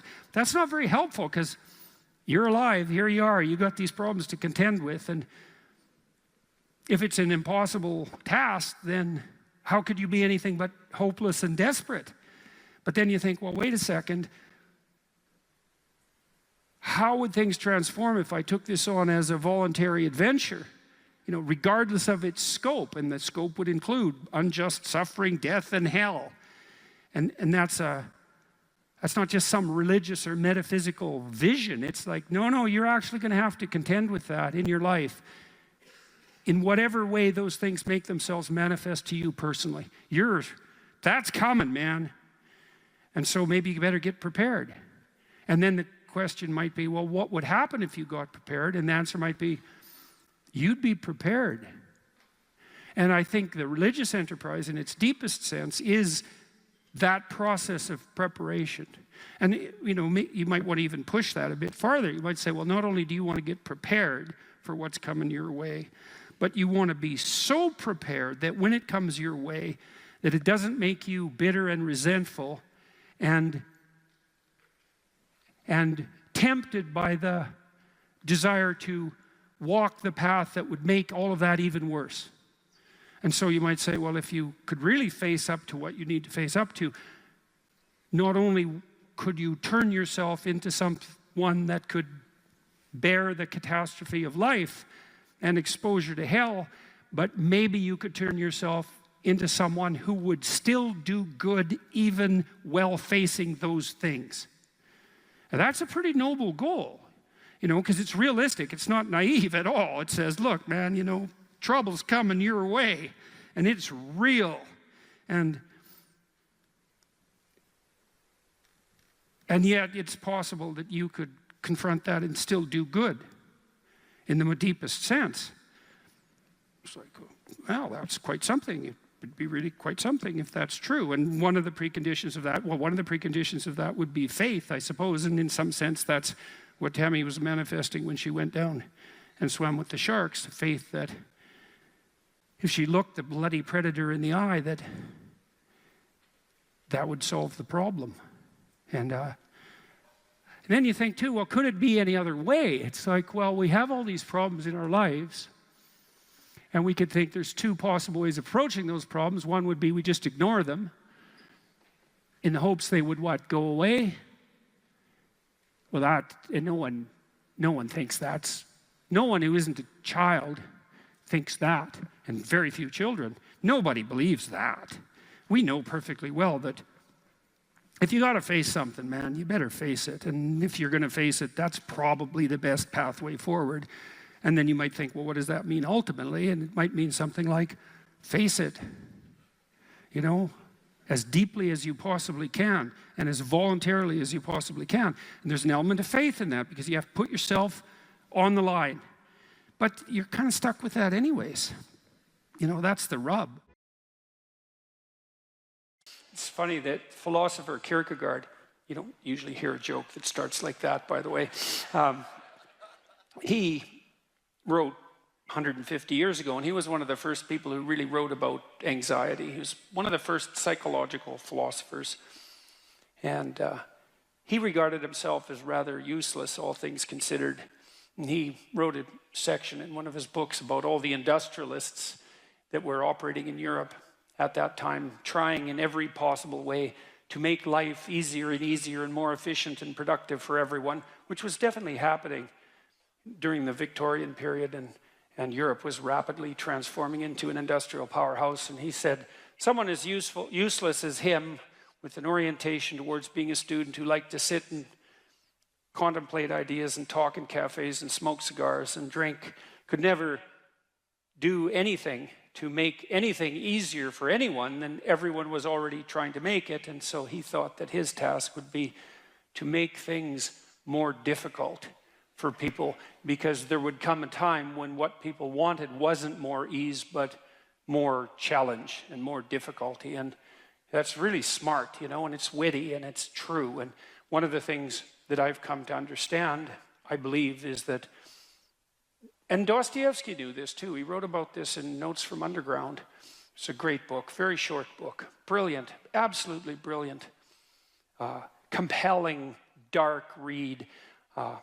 It's the confession of a miserable, resentful, like murderously genocidal bureaucrat who evaluates his own soul, I suppose, and confesses his sins. And it's also a critique of the idea of utopia oriented towards security. And Dostoevsky, who was dealing with the set of ideas that are really tearing us apart culturally right now, this idea of a eventual utopia based on something like security and safety. Dostoevsky really objected to that back in, this is like 1860, a long time ago. He said, you know, the thing about people that you don't really understand is that, he said, fundamentally we're ungrateful and we can curse. That's what distinguished us from the animals, which I thought was pretty damn comical. But he said something very interesting. You know, he said, if you set up a utopia so that all people had to do was eat cakes and busy themselves with the continuation of the species, that, yeah, right, Russian humor, you know, that after a surfeit of that, after enough of that, which would happen quite quickly, people would just go mad just to break things, just so something unexpected and remarkable could happen, and that we're not built for security and safety, but for something, well, let's call it adventure, something like adventure. That's a good thing to know, you know, because you don't want to suffer unduly. That seems reasonable. And you might think, because of that, that really what you want is happiness.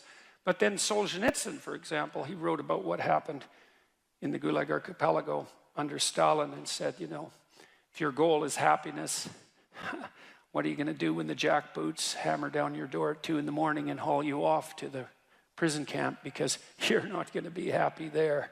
And so, you know, happiness is a boat that's easily capsized and the waves are always there. And so if your philosophy is one of, say, impulsive happiness, same sort of thing Dostoevsky was pointing at, and Kierkegaard, then you're not prepared when all hell breaks loose. And all hell, it will absolutely 100% break through at some point in your life. And you're lucky if it won't be decades, you know, it'll certainly be some of it, and it might be a lot of it. And for some of you, it's going to be damn near the whole thing.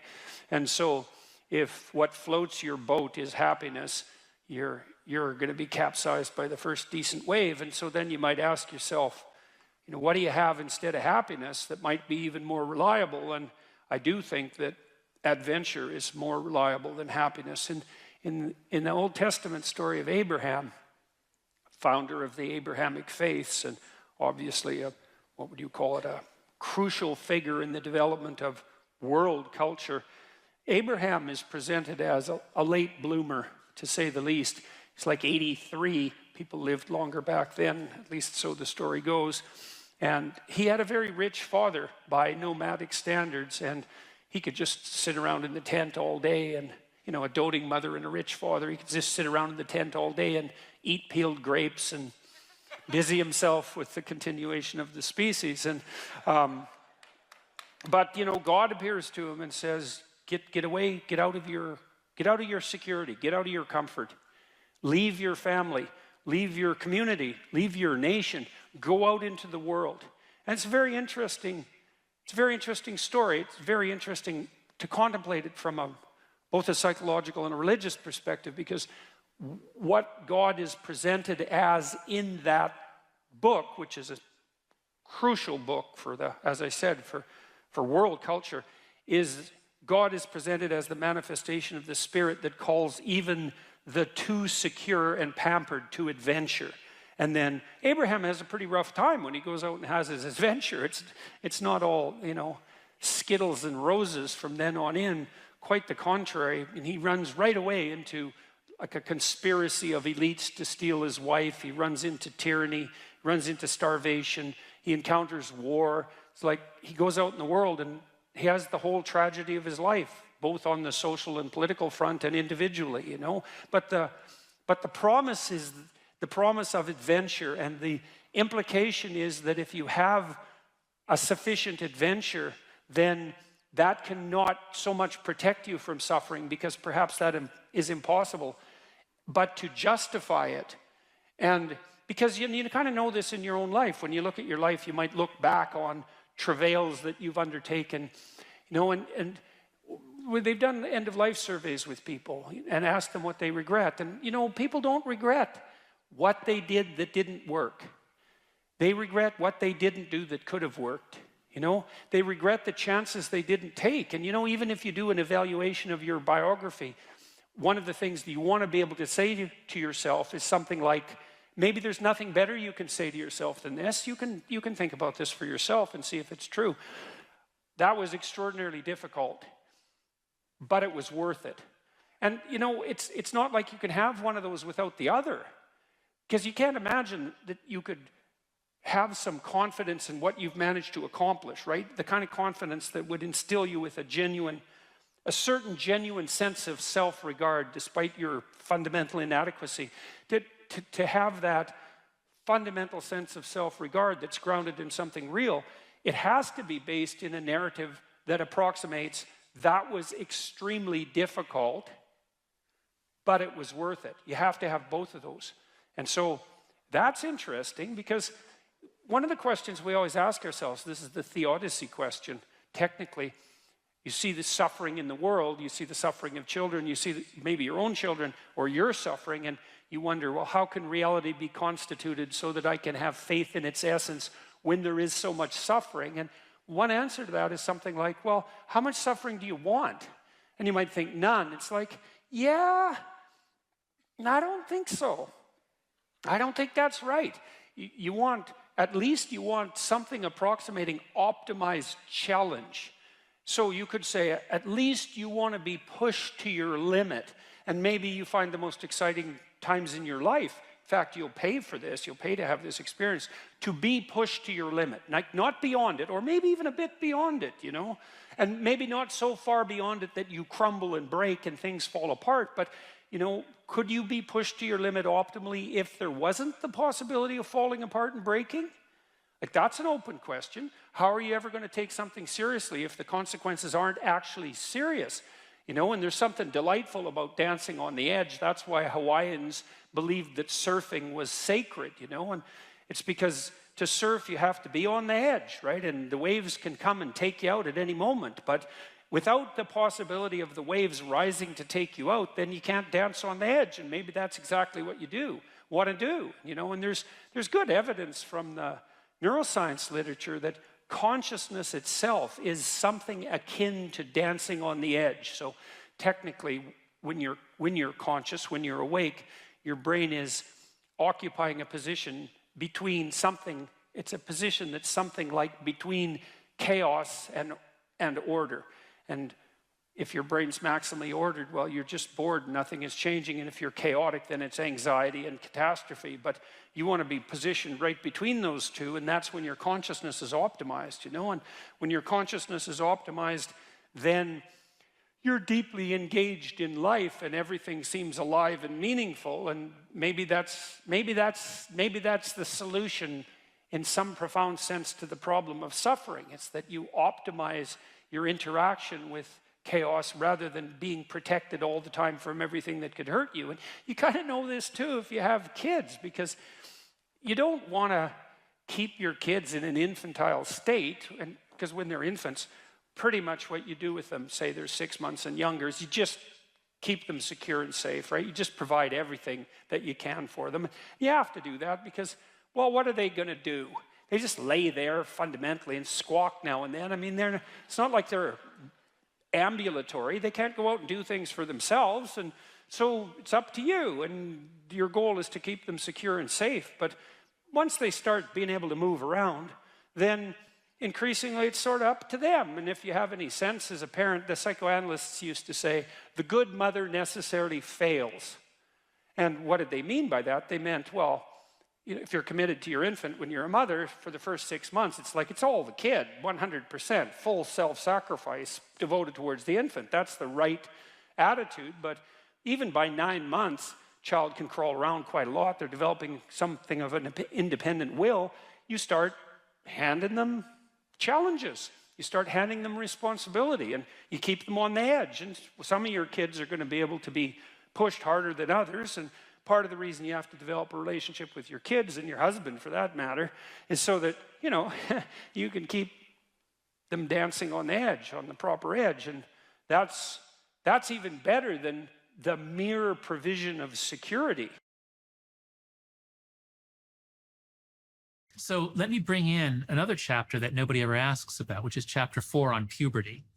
And I spent a lot of time in that chapter talking about initiation rites, because most societies, traditional societies have, a girl has to be turned into a woman. Now, girls will, without any socialization, girls will begin to menstruate, they will become fertile. And so societies almost usually mark that point. But for girls, there's a sense that this will happen, and then they have to be inducted into the secrets about sex and parenthood and all those things.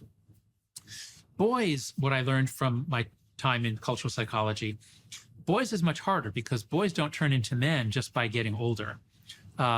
Little boys are kind of like girls, and they're with their mothers.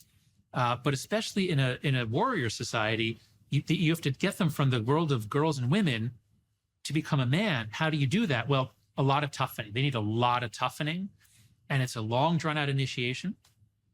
And we still see this in fraternities and sororities. Sorority initiations, I believe, are universally more mild at any university than the fraternity. The boys go through much harsher rituals. But where I'm going with this is, how do you turn a boy into a man or a girl into a woman? How do you turn a child into an adult of their sex?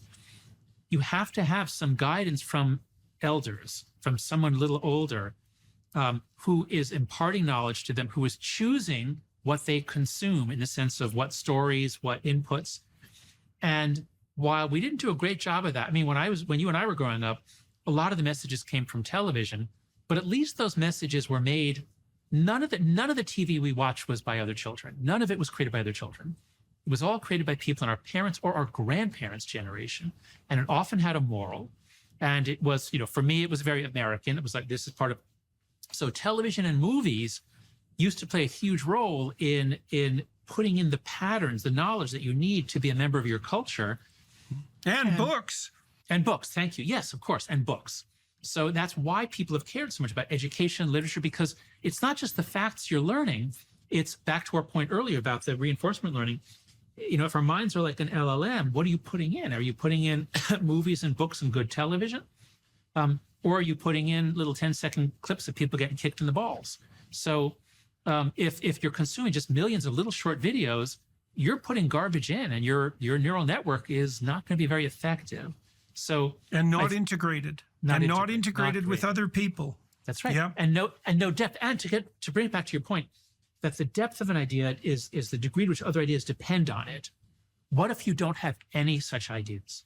What if all you consumed was little 10-second videos? Nothing is foundational. It's just a whirlwind of dust. There's no foundation. Yeah, well, that's high entropy. There's no difference between high entropy and anxiety. And there's no union of motivation, so there's no compelling reason to act, to move forward. That's chaos. Yeah. That's the disintegration into chaos. And that's where a lot of that's anxiety and demoralization. A lot of our kids are stuck there. Okay, let's close this off by the end of your book. You talk about what people can do, and you talk about what people can do at different levels of social organization, parents, governments, industry. Now, a huge part of the problem is technological rate of transformation and the race to the bottom, right? And that's something that's almost independent of the actors, unfortunately. It's implicit in the technology. But anyways, and I'd also I think this is what we'll do on the Daily Wire side. I would like to talk to you about what has happened in consequence of your book and what effective steps people have taken. So let's do that. But give people an overview of what you think the institutions, broadly speaking, must and should do about this fragmentation and race to the bottom. So the key to understanding how this problem got so big so fast and why it's so hard to get out of is the concept of a collective action problem. And so any parent who says, no, sweetheart, I'm not giving you a phone, you're 10 years old, but Mom, all my friends have one, I'm being left out. That's a collective action problem. If it was only half of the kids had it, it would be very easy to resist. But when your child's the only one, same with social media. And so these things, with cigarettes, at the peak of teen smoking in the 90s, it was, I think, 37% of American high school students smoked. You didn't have to smoke because a third of your classmates were smoking. Well, with social media, you do. If half your classmates are on and they're talking about you, you have to be on. Everybody ends up on. So it's a collective action problem. How do you solve collective action problems? Collectively. And so you can have, so what I propose 4 norms that if we can do these 4 norms, we roll back the phone-based childhood. And there's a role for different actors too, but here are the 4 main norms. The first is no smartphone before high school. Let kids have a flip phone, a basic phone, let them communicate, let them call each other, let them text. But do not let these companies get to them and take up every moment of their day. Now, I don't think this should be a law. In Europe, when I'm there, sometimes they say, oh, we should pass a law banning smartphones for those under 14. You know, as an American, I don't think we should say, no, you parents, you cannot give your child. I mean, so this is a norm. And as long as a bunch of parents start adhering to it, it becomes easier for everyone in the community to do it. So that's the first norm. No smartphone before high school, or 14 if it's not in your country high school. The second norm is no social media till 16. Now this, some of us are doing as a norm. I've laid this down for my kids. But it's hard because I'm imposing a cost on my daughter. She says she's the only one who doesn't have Snapchat. That might be an exaggeration, but it feels all her friends have it and they communicate with it. Here is where we really, really need help from legislators. We have minimum ages on things that involve graphic sex, horrific violence, addiction, and physical harm. If your kid's on Instagram, Snapchat, and TikTok, they're getting all that. So these are inherently adult activities, talking with adult strangers. We need a minimum age. And Australia has done it. Australia passed a law, it's going to take effect in November, that the minimum age is 16 and the companies have to enforce it. And there are a lot of ways to do that. So many companies do age verification. So that's the second norm. The third norm is phone-free schools. This is just a no-brainer. When you and I were in school, imagine if we could take our television set into school and watch TV during class and use our walkie-talkies and talk to our friends during class. I mean, it's insane. We never could have done that. But everyone with the smartphone has a lot more than that. They have 50 different things to do during class. So it's crazy that we ever let it get this far. But many states, about 11 or 12 states and a bunch of countries have now gone phone-free. It has to be from the beginning of the day to the end. So that's the main area where the world has changed in the last year, is phone-free schools. And then the fourth norm is far more free play, far more independence, free play, and responsibility in the real world. Because the book isn't about technology or social media, it's about childhood. And a phone-based childhood is not a human childhood. Kids are going to miss out on most of the things they need. So we can't just take away the devices and say, okay, you're an only child, sit at home, read books, play guitar. Like, they could do that a little bit, but we have to give them back each other. We have to give them back fun. We have to give them back thrilling adventure, hanging out, riding bicycles, going down to the 7-Eleven, buying things you shouldn't buy, whatever. So if we do those 4 things, then we restore childhood in the real world. I believe that rates of anxiety and depression will go down. I believe kids will have more slow dopamine. It won't be all quick dopamine all day long. Test scores, I believe, will stop dropping. This is important. Test scores in the United States actually rose. Academic ability actually rose from the 70s through 2012, and then it began to drop. It dropped more during COVID, but the drop didn't start in 2020. It started in 2012. So our young people are less happy, more anxious and depressed.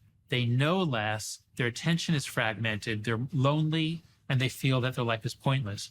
We've got to stop. We've got to stop what we're doing. And the book lays out, those last chapters lay out what role governments can and should play, what role parents can and should play, what role schools can and should play, and to some extent what the tech companies can do. But they have so much money at stake here that I don't expect them. I mean, there are a few like Pinterest that are not harming kids. They've done some things to really protect kids, but the main ones are only going to respond to either legislation or litigation. So I'm hopeful that their behavior will change. But that's what the last part of the book is about. How do we solve this? And I actually think we can solve this in the next few years. So what we'll do on the Daily Wire side, for those of you who are watching and listening and who are prone to continue the discussion there, is I want to find out more from Dr. Haidt, from Jonathan, from John, what steps have been taken, because I know there has been movements in many states, many provinces in Canada, on the phone-free school front, for example, but I would like to know how widespread that is, who's spearheading it, what's been effective, how this can be moved ahead in the future, the potential pitfalls of intervention of this sort, etc. So you can all join us on the Daily Wire side for that discussion to continue. The empirical viewpoint is in some sense that what you know as a consequence of sense data. And the problem with that proposition is that there is mystery embedded inside the axiomatic presupposition of sense data.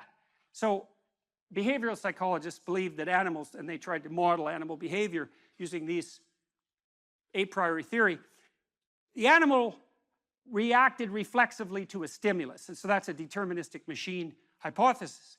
And that always bothered me, partly because animals don't do that. So for example, if you train a rat to run down a maze, it'll learn how to run down the maze. And then if you bind the back legs of the rat, and you put its rear end on a wheeled chariot, it will propel itself through the maze on the wheels. And obviously it didn't learn that reflexively because there aren't that many wheeled rats.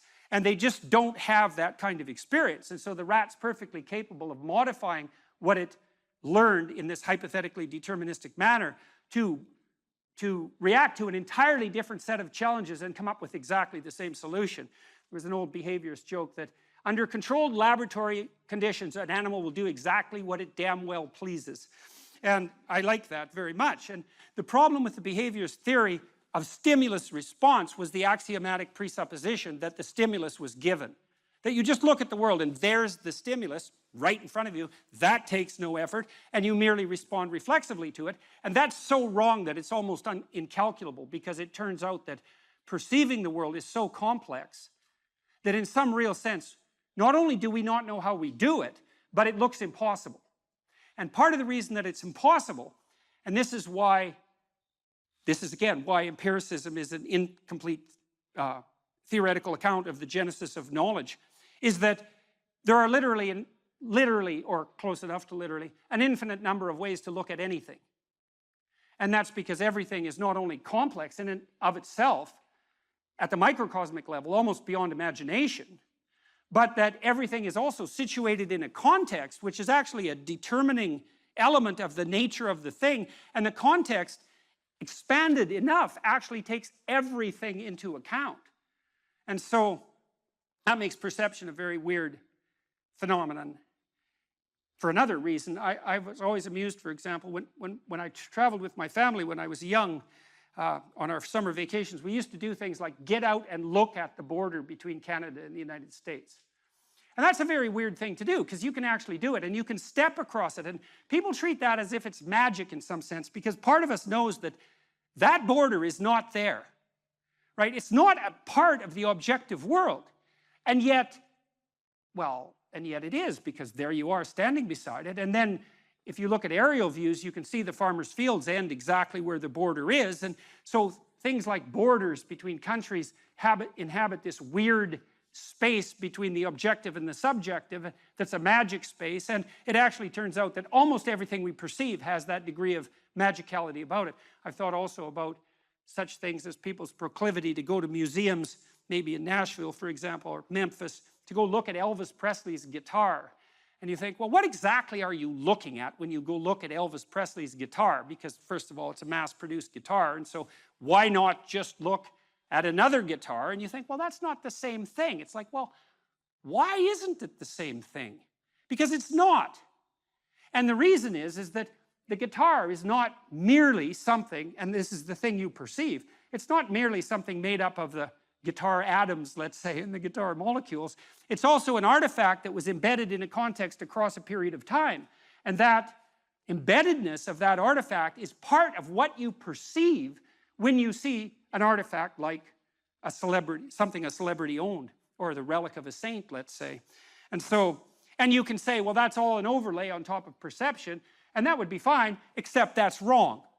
There's no data, so to speak, that support that viewpoint. That's not how perception works. Perception is unbelievably complicated.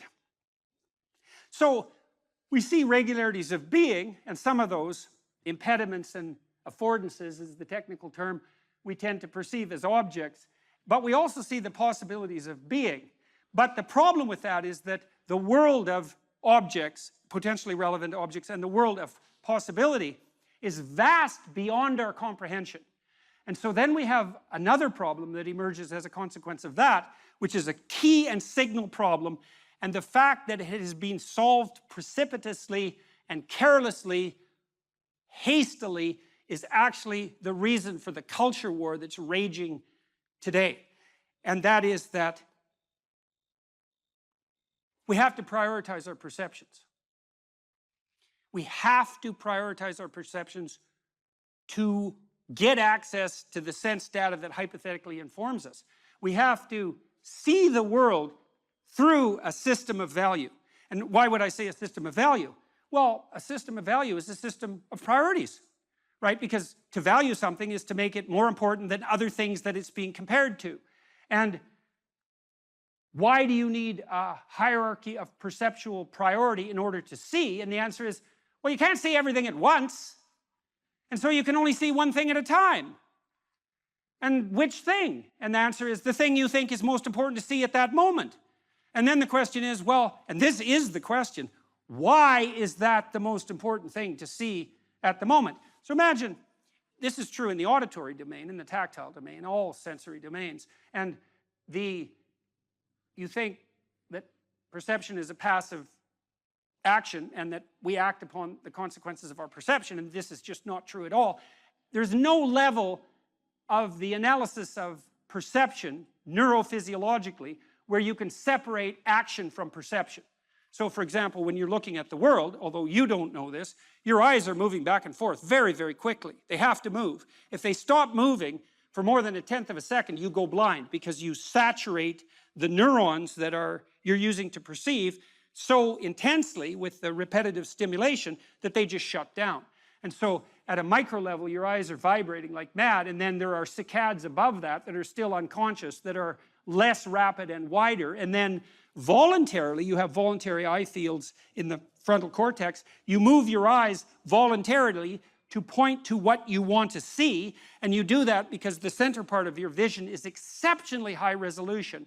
Each center vision foveal neuron is connected directly to 10,000 neurons in the primary visual cortex, and then each of those 10,000 is connected to another 10,000. It's very expensive neurophysiological real estate, and if all of your vision was as intensely high resolution as your fovea, which is a very small part of your retina, you'd have to have a brain like an alien. They use power to exploit those who are weak. That explains all economic relationships. You can apply the same lens to history. History is nothing but the power struggle between different claims to power. That is absolutely what people are being taught in our institutes of higher education. And it's unlikely that there's a doctrine that's more corrosive in relationship to the actual spirit upon which your country and the free West in general was founded. Those are antithetical stories. Well, what's the alternative story? Well, let's lay some out. Here's another story. Do what you want will be the totality of the law. That's a somewhat mangled quotation from Aleister Crowley, who was a Satanist in the late part of the 1800s. He was like a disciple of the Marquis de Sade. He was one of these people who believed, as you can believe rationally, that why the hell shouldn't I do just exactly what I want whenever I want to whoever I want, regardless of, well, let's say the cost to them. What's the rational argument against that? What if I have power and I won't get caught, for example? If I just get away with what? The untrammeled expression of my most primordial desires. Why not let that be the story? One whim after another. That's the hedonistic story. It's a cacophony, that story, because as you know from your own experience, if you give yourself over to your immediate wants, you're just one appetite after another, right? There's no real coherence there. You're basically you basically have the same psychological status as a very badly behaved 2-year-old. Well, two-year-olds are like that. They don't have a integrated, their fundamental pattern of being and personality isn't integrated yet. And so they're more or less at the mercy of their whims. And a hedonist is a worshiper of his own whims, right? And he's a pagan in that sense, because it's just one damn desire after another. And he might say to himself, well, those are my desires. He might identify with those desires. And that's really, what would you say, the cardinal form of identification in the modern world. I identify with what my wants are, particularly sexual wants. That constitutes my identity. And anyone who gets in the way can go directly to hell. And that's a very pathological mode of being. And there's a variety of reasons for it, not least that it's exactly reflective of the same kind of immaturity that makes 2-year-olds entirely self-centered and driven by instinct. Now, you might say, well, what's wrong with that? You know, when 2-year-olds have their delightful element, you know, they're very enthusiastic, they're very spontaneous, they're kind of alive in a fiery way, but they're completely incapable of taking care of themselves, right? And this isn't a hypothesis. You don't see roving bands of thriving 2-year-olds running through the forest organizing themselves. Well, why not? Well, it's because that short-term, self-centered, whim-dominated possession doesn't allow you to exist in the world. You have to mature. And of course, that's what you're trying to do with your kids as a parent, is you're trying to shepherd them through the process of maturation. Well, why? Well, how about so they have some friends? Because if it's all about them, well, then they don't have any friends. And that goes for all of you too. If it's all about you, good luck with your marriage. If it's all about you, you don't have friends. You might have, if you're a bully in particular, you might have, you know, toadies and thugs who benefit from your use of power, but you don't have friends. If you exploit your customers as a business person repeatedly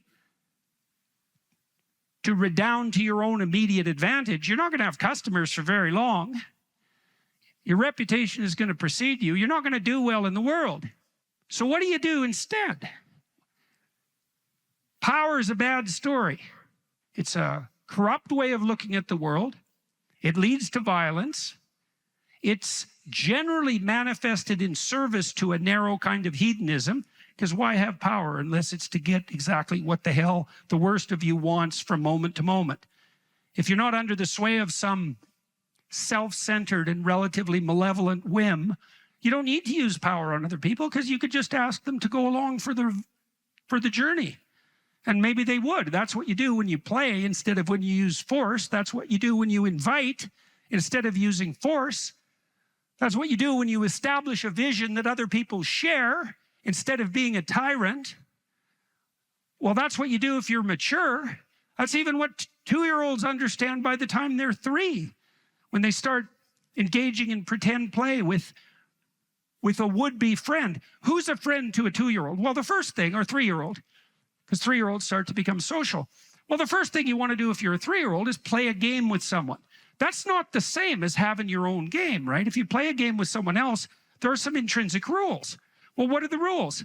Well, how about they get a turn, right? And maybe a generous turn, right? Because if you're going to have a friend and you want the friend to like you, which is kind of like the definition of a friend, and someone who likes you would like to see you again, and that continuity of the desire to see you again and to play together, that's the definition of friendship. It's a sequence of games played with the same person. The game has to be voluntary, it has to be invitational, it has to be reciprocal, right? And so what you're trying to do with your 2-year-old is you're getting them to sacrifice the immediate gratification of their instincts to reciprocity, right? Now you do something that's a bit more sophisticated than that too, because the other thing you do with children and yourself and with people you love, if you're the least bit sensible, is you let them know that they shouldn't conduct themselves in a manner in the immediate present that compromises their future, right? That's what you mean when you tell your child, don't do stupid things. Well, what's a stupid thing, generally speaking? something interesting and entertaining in the moment that you pay for, right? And that's the same as an impulsive bad habit in adulthood. It's like the definition of a bad habit. A bad habit is something that works now and not so good tomorrow, or next week, or next month, or next year, or 5 years from now, or 10 years from now.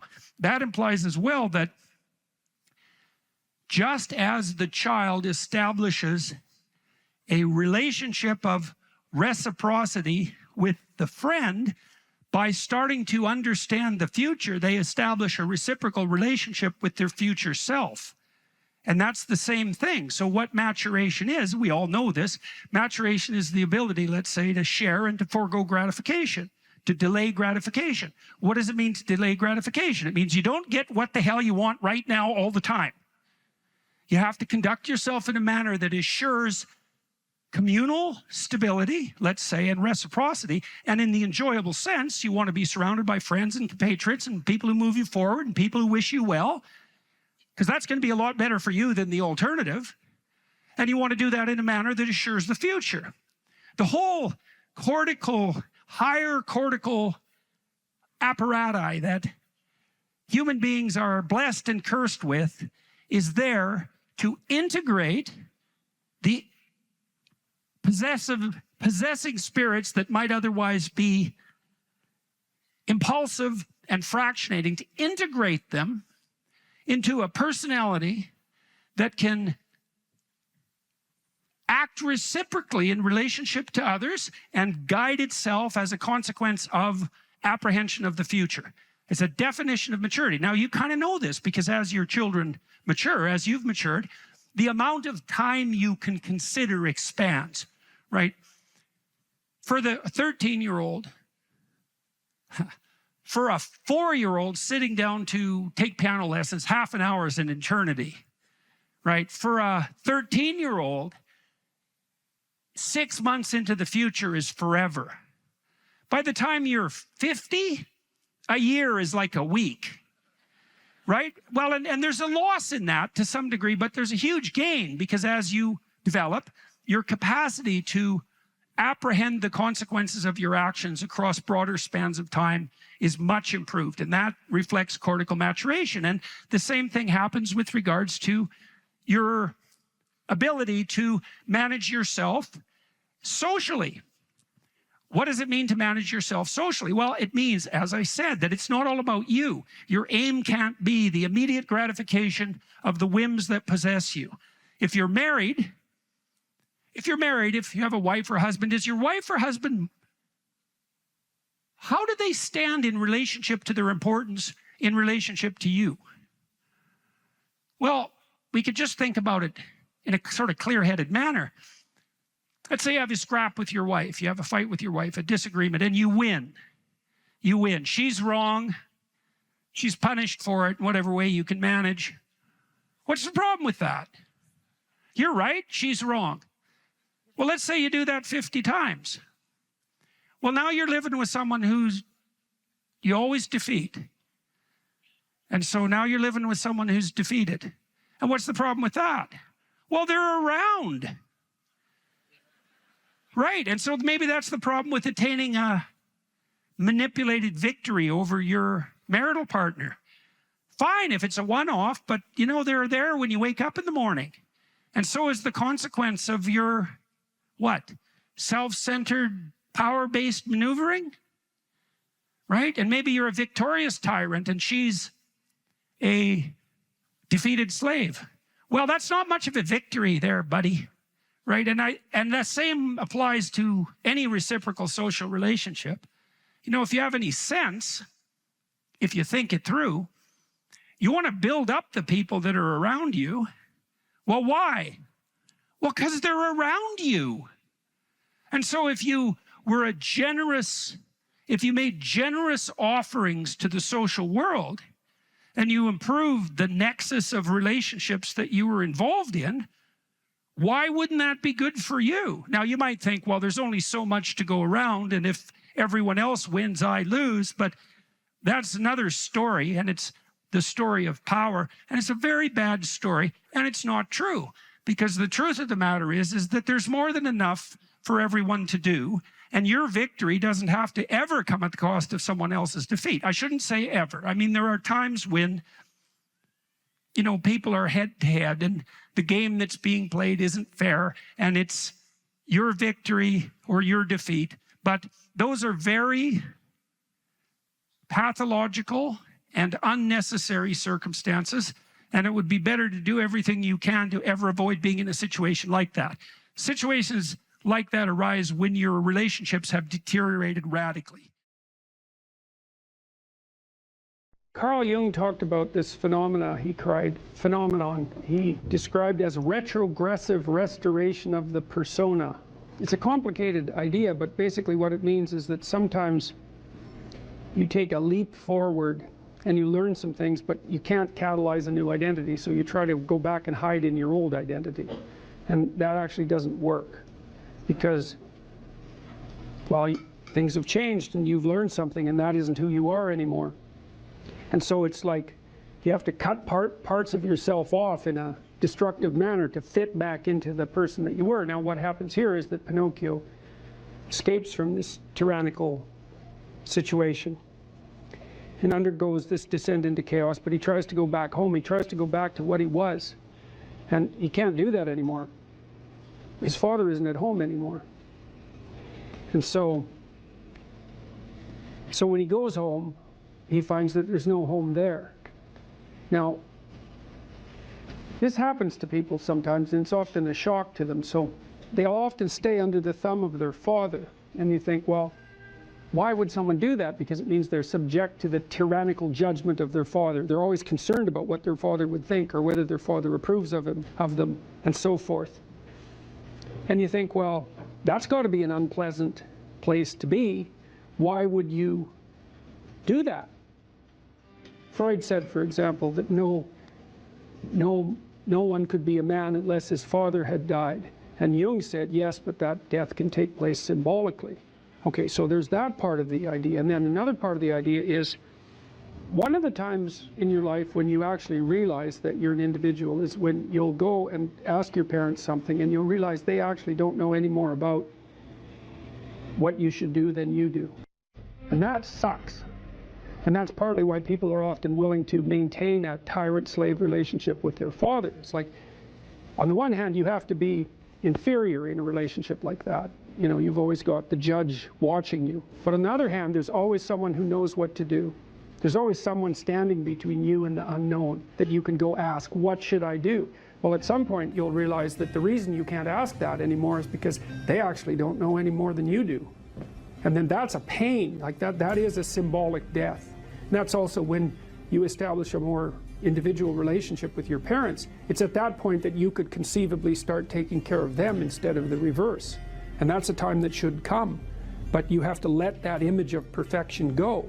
And that exposes you. Well, that's what happens here. You know, Pinocchio goes home and he wants things to be the way they were, and he wants to stay under the careful care of the benevolent father, but that's no longer possible. He's past that point, and that's why the father has disappeared. And so Geppetto has gone off to look for Pinocchio because he also needs his son, but in any case the house is abandoned. And so then we see inside the house that everything's covered with cobwebs and everything's gone, and Pinocchio and the cricket sit on the steps and they're very concerned. First of all, they wonder where he went, so they're actually concerned that he's gone, but they also don't know what to do because there's just no going home. And so, you know, that's also the case that once you hit a certain point in your development, well, it's the same thing we already talked about. The answers that you're looking for are not going to be found in your parents' house. It's as simple as that. Now, you could artificially maintain your dependency, but, you know, if you do that for too long, things get pretty ugly.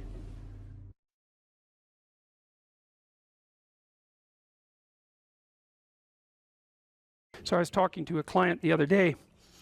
It was so interesting. This person said something. He had been talking to his mother, and he just made a casual comment. He said he was talking to his mother, who was in a state of grief for good reasons that were independent of this particular person, who said, and I hate her. And I thought, oh, that's interesting. Like, where did that come from? And so I made a comment on that. That's a Freudian slip, right? Because there was the conversation was flowing, and then this little emotion tagged utterance came forward. And whenever an emotion tagged utterance of that sort comes forward, you know it's associated with a whole rat's nest of underlying pain and anxiety and what would you call it, disappointment and frustration that hasn't been properly rectified. So it's like a marker.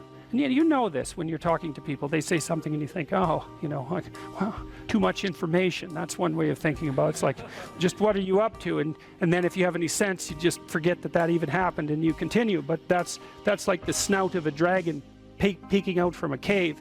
And you might say, well, it's just a snout, man. But it's not, because dragon snouts tend to be attached to the whole damn dragon. And so this is also something to know about relationships, because when you're in a relationship with someone, they'll do that now and then. They'll, you know, utter something and you think, haha, it's like there's a bump in the road. Well, we're going to look underneath that at our peril. But if you do go down there and you look at it, then the whole thing comes, you can start to disentangle the web of memories and experiences that are all tangled together as a consequence of their emotional identity. Because I could say, well, everything that makes you anxious or everything that makes you upset is the same as every other thing that's ever made you upset. And then there's an even different subset of that, which is all those things that have made you upset that you've never dealt with. They're all laying down there at the bottom of your nasty little soul, waiting to pop themselves up in some random utterance, right? And so then you go in there at your peril, because if you're the person who pokes around in that, then you're going to get blasted with all of that stuff. It's going to come out like almost uncontrollably. Then you can sort it out. And so what you find is, if you ask a person a question like that and then you let them free associate, which is just talk about it, they'll do a wandering around, like that maze that I told you about. They'll do a wandering around of that entire territory. And sometimes just having them wander around in it can help them straighten it out. But you might find out that something happened to them 15 years ago that left them with a terrible sense of guilt or dismay or frustration. And then when they interact with their parent in a certain way, the parent knows exactly how to tap that, and then that all comes up, and that's what produces that little utterance. And so that's the material of the world manifesting itself. That's what matters manifesting itself. And it almost always manifests itself as an object, something that objects. We're having a conversation. It's going quite well, no problem. There's a bump in it. There's an emotional disjunct, right? Now we're no longer in the same place at the same time. We're no longer playing the same game. So then I might say, okay, well, let's open that up and see what's behind it. Well, and the question is, what's behind the game you're playing? And the answer to that is all the world that you're ignoring, always. So when imagine that, think about it this way. You're trying to do well in a class and you get a bad grade. Okay, so you're in this little frame, you want to get a good grade, that isn't happening, you got a bad grade. Okay, what is it that's manifesting itself as the bad grade? Well, you could say, well, it's a C- on a piece of paper. It's like, well, that's, really? No. That's the objective manifestation. You got a piece of paper with a C-. The value-free proposition is that you've been delivered a piece of paper with a curve on it and a little, negative sign. Well, you say, well, that's what that is. Well, it's as dopey as thinking, well, here you got your failing grade, you go into the lab and you weigh it on a scale, and then you burn it and see what it was made of. It's like, well, why did I get so upset about that? It's just paper. It's like, no, that's not just paper. It's an entity that exists in a web of connections. The fact that it's signified by paper is almost completely irrelevant. What is it? The answer is, you don't know. And that's why when you pick it up, you get this paralyzed sinking feeling, because your limbic system is a lot smarter than your perceptual systems. And your perceptual systems say, well, that's a piece of paper, and your limbic system says, nah, for sure, dragon. Right. And so then you're sweating, and then maybe you put it away and you go play video games, because, better the hypothetical dragon than the real dragon. And so instead you pull out the piece of paper maybe and you think, okay, why did I get this C-? Well, that's a hell of a question, isn't it? It's like, maybe you're stupid. Well, that could be, or at least stupid compared to who you think you are. Like that's the real horror that's lurking there, right? It's like, oh, I thought I was kind of smart. That's a proposition of the highest order. I thought I was kind of smart. It's like, yeah, well, what about this C minus? It's like, well, that goddamn professor, right? That's the first thing. I've been attacked by a predator. That's the first response, right? So it's a nonsensical message. It's just delivered by someone evil and predatory. Well, that's, you know, possible, but I wouldn't go there. I wouldn't go there first necessarily. So, but then, well, then say you don't go there. Okay, well, so what is this exactly? Do you not know what you thought you knew? Are you not who you think you are? Do you not work hard enough? Are your values not organized properly? Do you misuse your time? Are you in the wrong field? Is the way you're construing your life completely inappropriate? Are you acting out what your parents wanted you to do and you're pissed off about it, so you're only running at 40% to spite them, despite the fact that they're paying $25,000 a year for your education? Because that's a fun game. Yeah, I'll go do what you want me to do, but I'll fail. But not completely, because then that wouldn't cost you very much. I'll just fail a little bit, so that you have to spend all that money forcing me to do what I don't want to do, but you'll never get to escape from it. And then every time we interact, I'll stab you in various ways that you don't quite understand, just to show you how irritated I am that I happen to be acting out the destiny that you've put forward for me. So maybe that's part of the dragon, right? And then that pulls in the whole parent thing. And you know, these are bottomless pits often. When you're in the world and something objects to you, something that matters objects to you, then in the entire unrealized world is in that thing that objects. It's all tangled up inside it. That's why it's the great dragon of chaos. It's everything that's outside of your conceptual structure. And what is that? It's everything that lurks outside of your walled city. And it's manifested itself like the snake in the garden. And the easiest thing to do is say, I'm not having anything to do with that. But the problem with that is, well, you get your C minus and you don't do anything about it. Maybe you're a little bitter and more resentful and your study habits get a little worse. So the next time you get like a D plus, and then you collect a bunch of Fs, and then you stop going to school, and then you stop showering, right? Then you end up jumping off the bridge. And so that's how the dragon eats you when you don't pay attention to it. And so it's no bloody wonder that people avoid, you know. It's really no wonder that they avoid, because error messages contain within them the implicit world. Now, the upside of that is, well, they contain within them the implicit world. And the world isn't all negative. And so maybe you get your C minus, and that's actually the best gift you ever got, because somebody finally took you and went, whack, you know, clue in. And so you take that apart and you think, oh, I don't know how to write. I don't know how to think. I've never read anything in my life. My study habits are abysmal, you know, like maybe I'm working at 2% efficiency, which is probably, I would suspect that, you know, some of you aren't doing that, but I bet there's 30 to 50% of the people in the room are working at 2% efficiency. It's like, to find that out is so optimistic. I mean, if you're barely hanging in there, but you're only working at 2%, you might imagine what you could have as a life if you're working at like 50%. So the C minus can be the best gift you ever had, and that's the gold that the dragon hoards, right? That's exactly what that means. But the young men really need to hear this more, I think, is that you should be a monster. You know, because everyone says, well, you should be harmless, virtuous. You shouldn't do anyone any harm. You should sheath your competitive instinct. You shouldn't try to win. You know, you don't want to be too aggressive. You don't want to be too assertive. You want to take a back seat and all of that. It's like, no. Wrong. You should be a monster, an absolute monster, and then you should learn how to control it. If you're harmless, you're not virtuous. You're just harmless. You're like a rabbit. A rabbit isn't virtuous. It just can't do anything except get eaten. It's not virtuous. If you're a monster and you don't act monstrously, then you're virtuous. But you also have to be a monster. Well, you see this all the time. Harry Potter's like that too. It's like he's flawed, he's hurt, he's got evil in him. He can talk to snakes, man. He breaks rules all the time. All the time. He's not obedient at all. But, you know, he has a good reason for breaking the rules. And if he couldn't break the rules, him and his little clique of rule-breaking, you know, troublemakers, if they didn't break the rules, they wouldn't attain the highest goal. So it's very peculiar, but it's a very, very, very, very common mythological notion. You know, the hero has to be a monster, but a controlled monster. Batman is like that, you know. I mean, it's everywhere. It's the story you always hear. Someone who is incapable of cruelty is a higher moral being than someone who is capable of cruelty. And I would say, and this follows Jung as well, that that's incorrect, and it's dangerously incorrect, because if you are not capable of cruelty, you are absolutely a victim to anyone who is.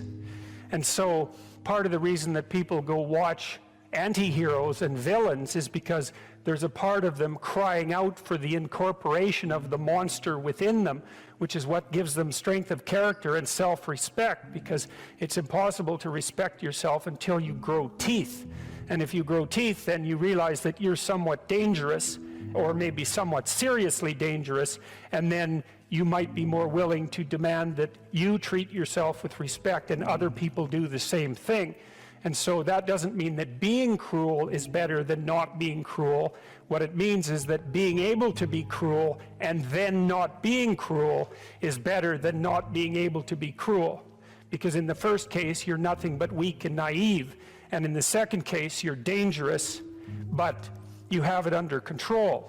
And you know, a lot of martial arts concentrate on exactly that as part of their philosophy of training. It's like, we're not training you to fight. We're training you to be peaceful and awake and avoid fights. But if you happen to have to get in one, and I guess the philosophy also is that if you're competent at fighting, that actually decreases the probability that you're going to have to fight, because when someone pushes you, you'll be able to respond with confidence, and with any luck, and this is certainly the case with bullies, with any luck, a reasonable show of confidence, which is very much equivalent to a show of dominance, is going to be enough to make the bully back off. And so the strength that you develop in your monstrousness is actually the best guarantee of peace. And that's partly why Jung believed that it was necessary for people to integrate their shadow. And he said that was a terrible thing for people to attempt, because the human shadow, which is all those things about yourself that you don't want to realize, reaches all the way to hell. And what he meant by that was, it's through an analysis of your own shadow that you can come to understand why other people are capable, and you as well, of the sorts of terrible atrocities that characterized, let's say, the 20th century. And without that understanding, there's no possibility of bringing it under control. When you study Nazi Germany, for example, or you study the Soviet Union, particularly under Stalin, and you're asking yourself, well, what are these perpetrators like? Forget about the victims, let's talk about the perpetrators. The answer is, they're just like you. And if you don't know that, that just means that you don't know anything about people, including yourself. And then it also means that you have to discover why they're just like you. And believe me, that's no picnic. So that's enough to traumatize people, and that's partly why they don't do it. And it's also partly why the path to enlightenment and wisdom is seldom trod upon, because if it was all a matter of following your bliss and doing what made you happy, then everyone in the world would be a paragon of wisdom. But it's not that at all. It's a matter of facing the thing you least want to face. If you're going to be a fighter, you have to want to win. And you have to want to hurt people. I mean, not for the sake of hurting them. That's what makes you different than an evil person. But you have to have that capacity. You have to develop that. And, you know, that's the step on the way to enlightenment, weirdly enough, because that isn't what people think. People have been fed this diet of pablum, rights and impulsive freedom, for so long. There's just an absolute starvation for the other side of the story. There are no rights, technically speaking, without responsibilities. And all we've had for 60 years is a dialogue about rights. Well, that leaves a hole on the other side of the story. And it's a hole that's in people's hearts, essentially. Because responsibility, well, perhaps that's not more important than rights. Like I said, they're part and parcel of the same formula. But it's in responsibility that most people find the meaning that sustains them through life. It's not in happiness. It's not in impulsive pleasure. Those things blow away at the first ill wind. But to adopt the responsibility for your own well-being, and to try to put your family together, and to try to serve your community, and to try to seek for eternal truths and to live them, that's the sort of thing that can ground you in your life enough so that you can withstand the difficulty of life. And when you tell people that, especially when you include yourself in the audience, let's say, and you're not finger waving from above, then everyone knows that it's true. There's been this attempt to identify masculine competence and and power, let's say, but mostly competence with tyranny. And that's very, very hard on young men. It's also hard on young women, for that matter. But it's very helpful for people to hear that they should make themselves competent and dangerous and take their proper place in the world, because it's the alternative to being weak. And weak is not good. The people who shoot up the high schools, they're weak. They're weak. And life is a very difficult process, and you're not prepared for it unless you have the capacity to be dangerous. That doesn't mean that you should be cruel. It doesn't mean any of that. There's a statement in the New Testament, the meek shall inherit the earth. But the meek isn't well translated. It means something more like, those who have swords and know how to use them but keep them sheathed will inherit the world. That's a way better way of thinking about it. You have to be powerful and formidable and then peaceful, in that order, right? And that's not the same as being naive and weak and harmless, which is what young men are being encouraged to be. It's like, that's a very bad idea. It's a very bad idea, because naive, weak, and harmless means that you can't withstand the tragedies of life. You can't bear any responsibility. You'll end up bitter. And when you get bitter, then you get dangerous. You don't treat adult men as if they're infants. You most want to find will be found where you least want to look. There's this old story that's from King Arthur, and King Arthur has these knights, right? They all sit around a round table, which means they're roughly equal. That's what the round table means. And they're off to find the Holy Grail, and the Holy Grail is the most valuable object. That's what it means. So they're off to find the most valuable thing, but they don't know what it is, and they don't know where it is. But they know that there's a most valuable thing, so in some sense it's akin to them orienting themselves by the star. And they don't know where to look, and so what they decide is, they have the castle, and it's the middle of a forest, and so each knight decides to start looking for the Holy Grail by entering the forest at the point that looks darkest to him. And so what's the idea there? Well, imagine there are things that come easy to you, and that you're fond of pursuing, and that you're happy about pursuing. So you've found those and pursued them, and you've mastered them. So you know all that, but then there's another place that you don't want to go. And so you haven't gone there, and you haven't mastered it, and you're very small in comparison to it because you haven't mastered it, and so it has this monstrous aspect. If what you're doing isn't working, it's where you haven't gone that you need to go. And so I can give you another example of this. So let's say you're an agreeable person, and so you don't like conflict, and you won't stand up for yourself, and you regard anger and the proclivity to provoke and to engage in conflict as something that's positively terrible. It's not only that you're not good at it, it's actually that it's wrong. So that's where you have to go if you're going to learn how to stand up for yourself. And imagine that you're afraid. Maybe you have something like agoraphobia. And so there's a whole bunch of things that you're afraid of, and you don't want to go there. But if you want to put yourself together, then that's exactly where you have to go. And so it's frequently the case that what you want to find is to be found where you least want to find it. And that idea is echoed in the prominent stories of dragons and gold. It's exactly the same idea. The dragon is this terrible thing. It's this terrible predatory thing that lives forever and is very, very wise. And it lives underground, and it'll kill you. It'll burn you up in a second. But it hoards gold. And so you have to go there into the dragon's lair if you're going to get the gold. And that's a representation of people's paradoxical relationship with reality. It's like you have to go out there and confront it in order to incorporate what it has to offer to you. But the probability that that's going to be intensely dangerous and push you right to the limit, first of all, those are actually the same thing. If it didn't push you to the limit, you wouldn't gain anything valuable from it. So you don't get one without the other. You don't get the gold without the dragon. That's a very strange, very, very strange idea. But it seems to be accurate. So all of that's lurking underneath this, in this imagery of the whale. Now, the whale, you can think of the story of Jonah.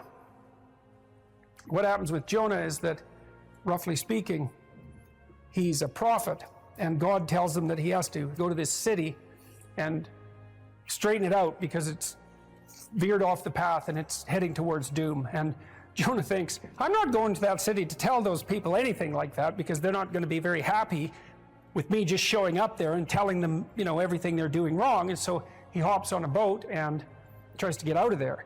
and then God conjures up this huge storm, and the boat is about to be swamped, and Jonah admits that it's actually his fault because God's upset with him because he got this direct command to go straighten out the city, and he ran off. And so they're not happy about this, but they throw Jonah overboard, and the sea's calm, and great fish comes up, a whale, and swallows him. And then he's down in the fish for 3 days, and it throws him up on the dry land, and then he's learned his lesson by that time, and he goes off to pursue his proper destiny. So that's echoed in this story as well, that if you don't follow the pathway that you're supposed to follow, the seas will become stormy for you, and something will come up and pull you down, and you'll be in a terrible place for some length of time till you learn your lesson. And if you're lucky, you'll get spit back up on shore, and then you can go do what you should do. Well, I mean, that's not a lesson that anybody needs to have interpreted. I think everybody understands that. Part of spiritual development is to recognize the satanic tendencies that characterize you, and to fully wrestle with them, and to integrate them. That's the thing. It's not so much to cast them away, it's to transmute them. You know, and you can see the difference between people who've done that and people who haven't, at least to some degree, because people who haven't integrated the shadow at all are naive. And you can tell that when you look at them, and you can tell that when you talk to them. And because they're naive, they're often resentful as well because they get taken advantage of. And someone who's integrated that more, they're dangerous in the martial arts sort of way, which is they're dangerous, but they don't have to use it because their presence radiates implicit potential for havoc, and that's really necessary. It's one of the things that gives people self-respect. Well, so you're moving from point A to point B in your little circumscribed world. You've made everything invisible, and as long as that works, then your theory's good enough. It's accurate enough. It's true enough. You're in your little paradise. But if something comes up and objects, well, that's where your character is tested fundamentally. That's the character test. It's like, what do you do with messages of error? And that's a tricky issue. Okay, so here's a solution to that. Here's what not to do. I am a bad person. I got to see myself. I'm a bad person. I might as well just go jump off the bridge. It's like, no, that's not good, because what that means is that every time you try to learn something, you're going to make a mistake, because what do you know? So you're going to make mistakes. And if the rule is every time you make a mistake, you're going to go jump off the bridge, then that's not a useful problem-solving strategy. And so when you make a mistake, you don't get to beat yourself to death with a club. It's a bad strategy, and you'll have your internal tyrant in there who's perfectly happy about doing that. That's the, overactive superego that Freud talked about. Maybe it came to you via a parent who was too authoritarian, or a grandparent, or maybe it's just you because you're disagreeable and neurotic, and so you'll take or hyper-conscientious. You'll take yourself apart. Well, you've got a problem. Something has objected to you. Then the question is, well, what does that mean? Well, maybe you're not looking at the world right. Maybe your goals are wrong. Maybe you're not acting properly. It's okay. So the question that arises when an obstacle emerges is, which part of this structure needs attention? And the first answer can't be all of it, which is why when you're arguing with someone in an intimate relationship and you're angry at them and you want to win, which is a big mistake, you want to win, you say, well, this is what you're like. Here's another 10 examples of how you've done that in the past, and I can enumerate more of them if you'd like. And so that's actually what you're like, and I've tried fixing you and it didn't work, and so it looks like you're going to be like that up into the future, and you're basically saying to them, well, you're a bad person, and the only thing they can do is either collapse or punch you. And punching you is actually better than collapsing. You know what I mean? It's such a counterproductive way of arguing. You don't leave the person any out. And so maybe, well, they're civilized, so it doesn't get physical. Well, maybe that's good and maybe it isn't. But then they end up either really not happy with you in a way that they will manifest the first possible opportunity they get, or they have to go off in the corner and cringe. It's like, great, you won. It's like now your partner's either hates you or is cringing. It's great. That's a real good victory, man. Rack up about 100 victories like that and you'll be in divorce court and spending $250,000 while being miserable about it. Yeah. So anyway, something objects to you and you think, okay, well, I need to take myself apart, right? Because there's a piece that's broken somewhere, and then you might think, well, let's assume it's a little piece to begin with. That's the right mechanism. It's like, okay, you got a C-. That doesn't prove that you're stupid.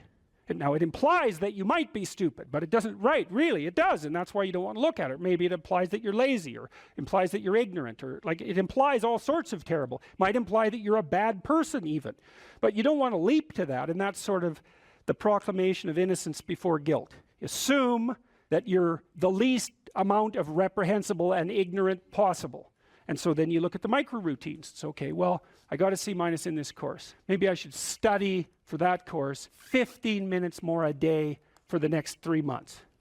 And then you ask yourself, do you think you could do that? No, I'm too useless. Okay, how about 15 minutes every second day? You think you could do that? You put it in your schedule, like 15 minutes every second day in the morning. And that's, well, you think, well, what's wrong with me? Well, I'm not very good at managing my study schedule. That's not quite down here at the behavioral level, but it's pretty close, because what you can take an action. You can open up your schedule and you can say, oh, I'll mark 15 minutes aside. Then you can practice doing that. It's pretty low level in the hierarchy. It means, well, you're still not a horrible person. You just got to polish up your work ethic. And so what you want to do is you want to, it's like the old adage, you got to stand up for yourself, but you don't want to make unnecessary enemies. That's a really good thing to know. It's like, shut the hell up most of the time, but now and then you don't shut up because it's time to say something. You don't want to make unnecessary enemies, though. Well, you don't want to take yourself apart any more than is absolutely necessary. Start little, and you do that with people around you too. Like if you have a child, and the child does something that isn't right, then you think, okay, minimal necessary intervention. What can we do to decrease the probability that that's going to occur in the future? So that's a good thing to know with children. It's also a good thing to know with your partners. You're having an argument with them. It's like, okay, what the hell do you want?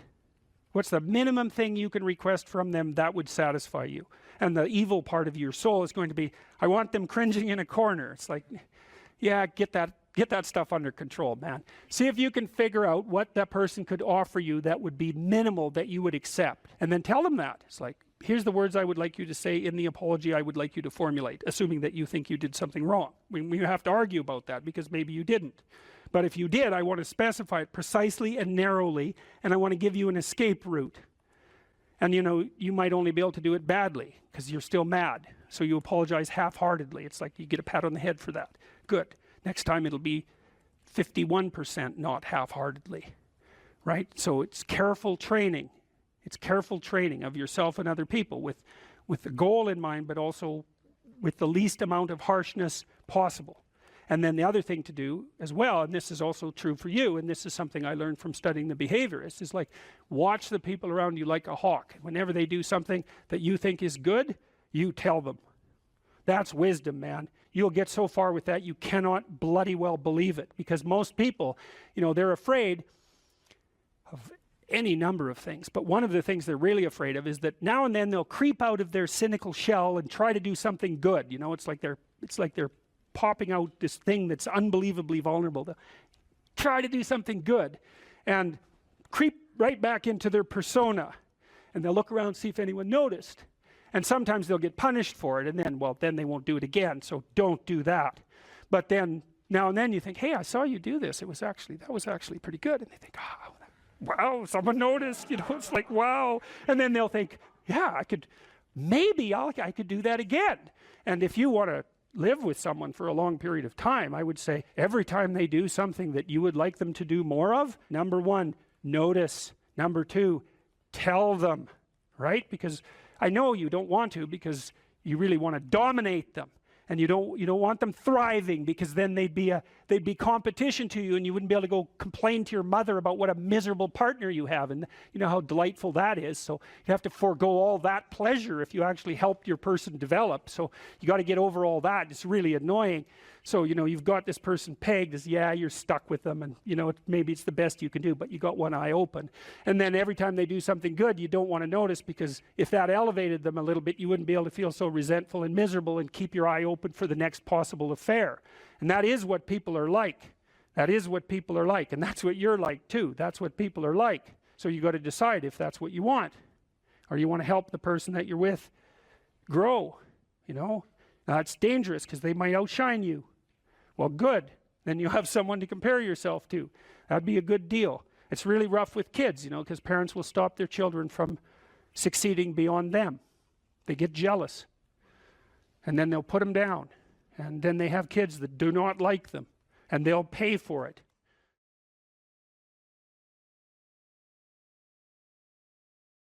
It's with our fantasy that we first meet the unknown, right? Well, look, say you're going out with a new person. It's like, what do?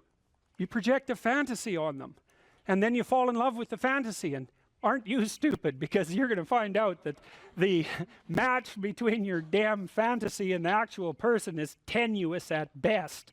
And so Jung would call that a projection of either the anima or the animus. You know, the anima is what a man projects onto a woman he finds desirable. It's like, oh, she's the perfect woman. It's like, well, how do you know that? You've like seen her for 4 seconds, you know, but it grips you.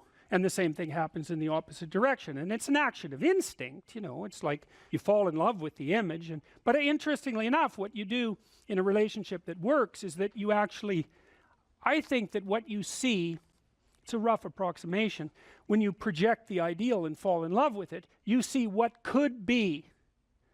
It could be that, but it's going to take you a hell of a lot of work, because like you got no shortage of flaws, and the other person has no shortage of flaws, and so you're bringing your flaws together, and that's going to produce a lot of friction, and you're going to have to engage in a lot of dialogue before you approach that level of perfection again. But maybe you can do it, and then you get to live happily ever after. Well, wouldn't that be nice? Well, so the unconscious meets the unknown, and it meets it with imagination and fantasy and dream and art. That's how you take. See, you don't just go from what you don't know to fully articulated knowledge in one bloody leap. You can't do that. You have to extend pseudopods of fantasy and imagination into the unknown. That's kind of what theorizing is like, right? Even scientifically, you know, you don't know something scientifically, you generate a theory. Well, it's an imaginative representation that your unconscious is helping you generate. And so you meet the unknown with fantasy. That's what the unconscious is for. From the psychoanalytic perspective, that's what dreams do. And you can see why. You dream about the future. You know, it's like, well, what's the future going to be like? Well, you have a little imaginative story going on, and it's like, you don't really create it. It's sort of, you watch it unfold. You know, maybe you can tweak it here and there, but it sort of comes to you from wherever the hell things like that come from. You know, the unconscious, that's the psychoanalytic answer. It's not really much of an answer, because it's more like a representation of a place that we don't understand. But that's where creativity comes from. And I mean, some people are really creative right down to the bloody core. So in my clinical practice, I often see people who are high in openness because they're attracted to me because they watch my lectures. And you have to kind of be high in openness to like my lectures. So because, well, you do, because they go everywhere, you know, and they're not necessarily very orderly.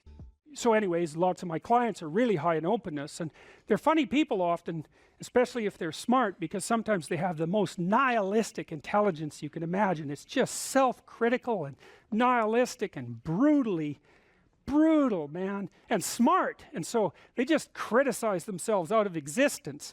And so often I have to just try to get them to quit listening to their chattering self-critical rationality and go out and create something, you know, with their massive creativity. And as long as they're doing that, they're engaged in the world and happy as hell. But as soon as that self-critical rationality comes in and shuts down the creativity, they're just like walking corpses, you know.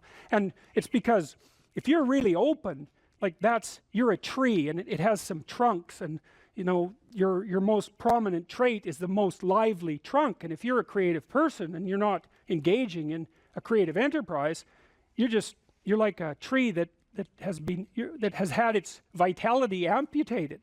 And so this is not trivial. This is deeply, deeply, deeply rooted in your biology.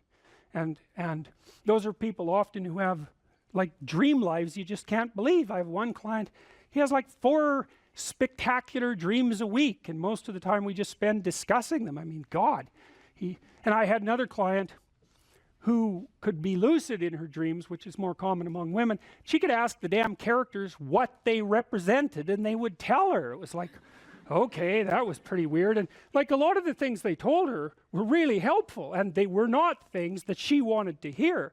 She basically, one of them told her if she was going to live, she'd have to go visit a slaughterhouse. And the reason for that was because she was raised as a little princess and protected from horrible Mother Nature until she hit puberty, in which time she turned into an evil villain, because that's how the family worked. Perfect child, evil teenager, overnight. And then, well, that was hard on her, and she wasn't prepared because she thought the world was princess world, and, you know, she couldn't go through a butcher store without having a fit. And no wonder, you know, like, really, Jesus, you know, it's no wonder, but you do it. But she couldn't, so we used to go to butcher stores, and that would make her cry, and that she was a vegetarian, that would make her cry, and, you know, bemoan the cruelty of the world. And it's like, yeah, fair enough, man, those are bloody slabs of meat. It's like, I don't know why everyone isn't screaming when they walk through the butcher store, but you got to get used to it, man, because you can't live in the world otherwise. And so the dream character, who was a gypsy, told her that she had to go visit a slaughterhouse, which seemed rather impractical. And so I asked her if she could think of anything else to do, and she thought, well, why don't we go visit a funeral home and watch an embalming? And I thought, oh, good, that sounds like a fun way to spend a day. And so I phoned up a funeral parlor, and I said I had a client who was terrified of death. Yeah, and I was a therapist who was also a little shaky on the concept myself. And so they had no problem with that. They deal with death all the time, which is really something to think about, right? A human being can actually have an occupation where they do nothing but deal with death, and they don't go stark raving mad. It's like, what the hell's up with that? It's like working in a palliative care ward where your clients that you know have a relationship, all they're going to do is die this week, next week, the week after. People do that. It's like, those people are tough, man. They're tough. So anyways, we went and watched this embalming, which was, I have a rather high level of disgust sensitivity, so it was a little on the rough side for me. But she sat there, and first while she was not, we were outside this little room, she was not looking at that, man, no way. And she'd kind of go like this, and, you know, that was pretty good. And then she'd go like this, and then she'd go like this, and then she watched it. And then she asked if she could go in, and she put on a glove and she touched the body, and she didn't have a fit, she didn't have a panic attack. And so she walked away from there learning that there was a hell of a lot more to her than she thought there was, and that she could see things that she didn't think she could see and live. And after that, she sort of had a touchstone. It's like, well, I'm kind of afraid of this. Well, is it as bad as going to see the embalming? No, it's not that bad. Well, I guess I can do it. It's like an initiation, right? She had an initiation. And so did I, you know, and I learned a lot from doing that. I learned that one of the things you need to do if you're going to be a human being is to prepare yourself to be useful in the face of death. And so when you have a parent that dies, which, you know, shatters people's ideas, often they can't even think about it. If you can't even think about that, man, you've got some thinking to do, because you need to be able to at least think about that, because otherwise you're just going to be a wasteland when it happens. And you never know, you could even have a higher ambition. Maybe you could even be useful when it happens, instead of being part of the heap of destroyed people who also have to be taken care of. You know, and that's brutal. You have to be brutal to be useful in the aftermath of your parents' death. You know, you don't get to crumble and fall apart, and no, you have every reason to. So you got to be kind of some tough monster to manage that. But do you want to be useful in the face of tragedy, or do you want to be pathetic? The Greeks had the maxim, know thyself. How do we come to know ourselves in terms of our personalities and, more importantly, potential? Well, one of the first ways to come to know yourself is to understand that you don't. You know, you can learn to kind of watch yourself like you're watching a stranger. You have to adopt a position. It's a position of radical humility, I would say. Humility in two senses. So one sense would be the humility of recognizing your ignorance. So you have to understand that you don't know who you are. That's not easy to understand, because you think you know, but then, you know, you remember you can't control yourself very well. You're not very disciplined. You're full of flaws. Maybe you don't know yourself as well as you think, but it's hard to get low enough to understand how deeply it is the case that you are ignorant about who you are. Now, there's an upside to that too, which also is that you're also ignorant about who you could be. And so the discovery of that, you know, is some reward for the horror of determining who you actually are. And then I would say, well, then you watch yourself. You watch yourself like you're watching a stranger. You watch what you say and you listen. And you think, well, what sort of person would say that? And how am I reacting emotionally when I'm communicating in that manner? Is that making me feel stronger or weaker? Is it filling me with shame? Is it helping my confidence? Am I laying out a lie? Am I deceiving myself and other people? Am I adopting this personality at parties that is designed to impress and to amuse, and it comes across as nothing but self-centered narcissism? What are my dark fantasies? What are my aggressive fantasies? What is it that I'm willing to do? What am I interested in so that I'll spontaneously pursue it? What do I procrastinate about and why? What am I unwilling to do? What do I think is good? What do I congratulate myself for accomplishing? And what do I berate myself for failing to confront and to implement? Those are all incredibly complicated questions, and you don't know the answers to them. So that's a start. And then in terms of potential, well, you'll discover a little bit more about your potential as you discover who you are, especially the darker parts of yourself, because then you discover your potential for mayhem. There's some real utility in that.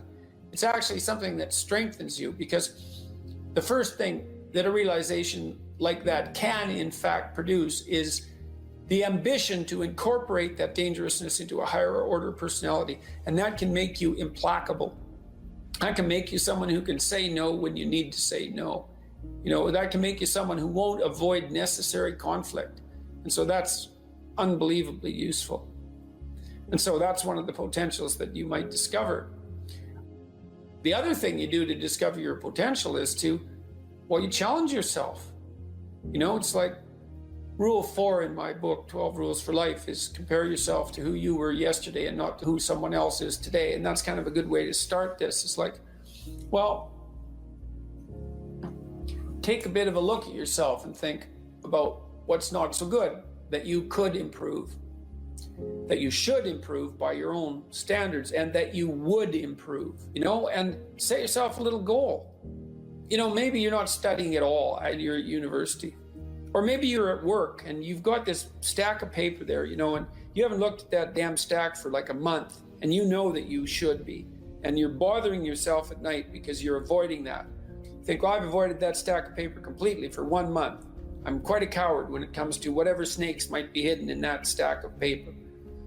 How about tomorrow I just like put that stack of paper in front of me on my desk and I glance through it for 15 seconds.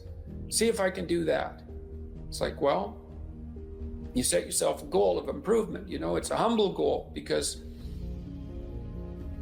really, are you such a coward that the best that you can bloody well manage after a month of avoidance is 15 seconds of exposure to a stack of paper? You know, it could easily be. You've been avoiding it, so you're obviously afraid of it, and so the situation could be that dismal and dire, and you might think, well, geez, it's no bomb to my ego. It's not fostering the strength of my ego to recognize in myself someone who could only withstand 15 seconds of exposure to that thing I'm afraid of. And so that's a form of humility too. It's like there's things you could do to improve, and you know what they are. And there's small steps that you could take, that you might take, that would put you in that direction. And then the question is, are you big enough to take those small steps? You know, are you capable of grappling with the fact that you're fundamentally flawed to the point where you have to break things down into almost childlike steps in order to manage them? And the answer to that is, yeah, you are. And that's the lot of, I don't know if it's the lot of everyone. Most people have things they avoid, you know, and they're afraid of. So I would say to some degree, it's the lot of everyone. People vary in the degree to which they've conquered that. And you do meet people from time to time who are extraordinarily disciplined. But most of the time they've got disciplined in exactly this manner. It's through slow incremental improvement. And then you challenge yourself. It's like, well, could I do this? That would be better. And you find out, and then you think, well, is there something slightly larger and more challenging that I could do that would be better?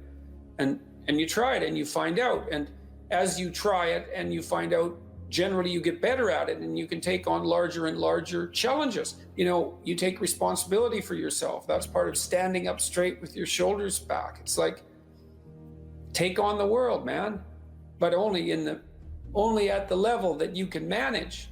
You know, when you're ignorant and biased and deeply flawed and immature, it's where everyone starts. You don't want to bite off more than you can chew, but it doesn't mean that you can't wrestle with part of reality.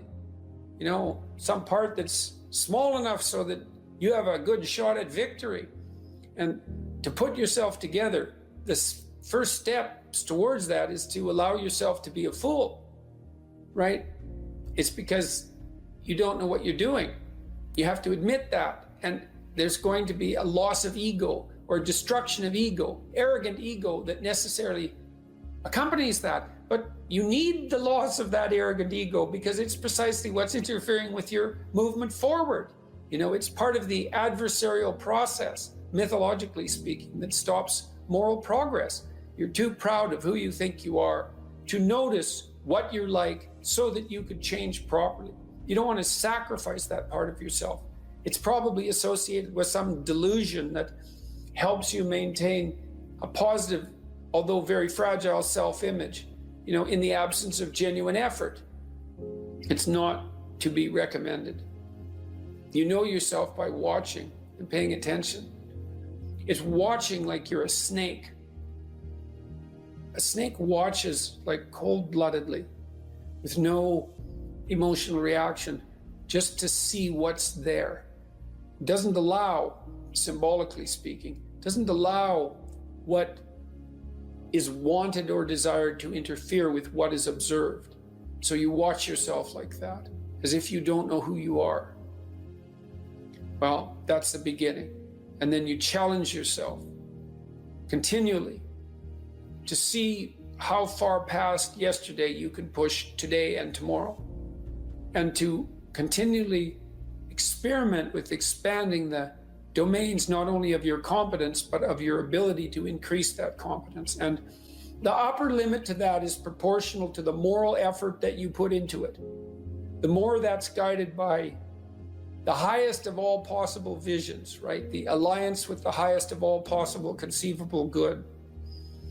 And the more it's accompanied by truth in speech and action, the more you will develop your potential. And you also, I suppose, have to be willing to undertake that as an adventure, because it's a hell of a thing to bear that kind of responsibility. It takes a person out of the ordinary.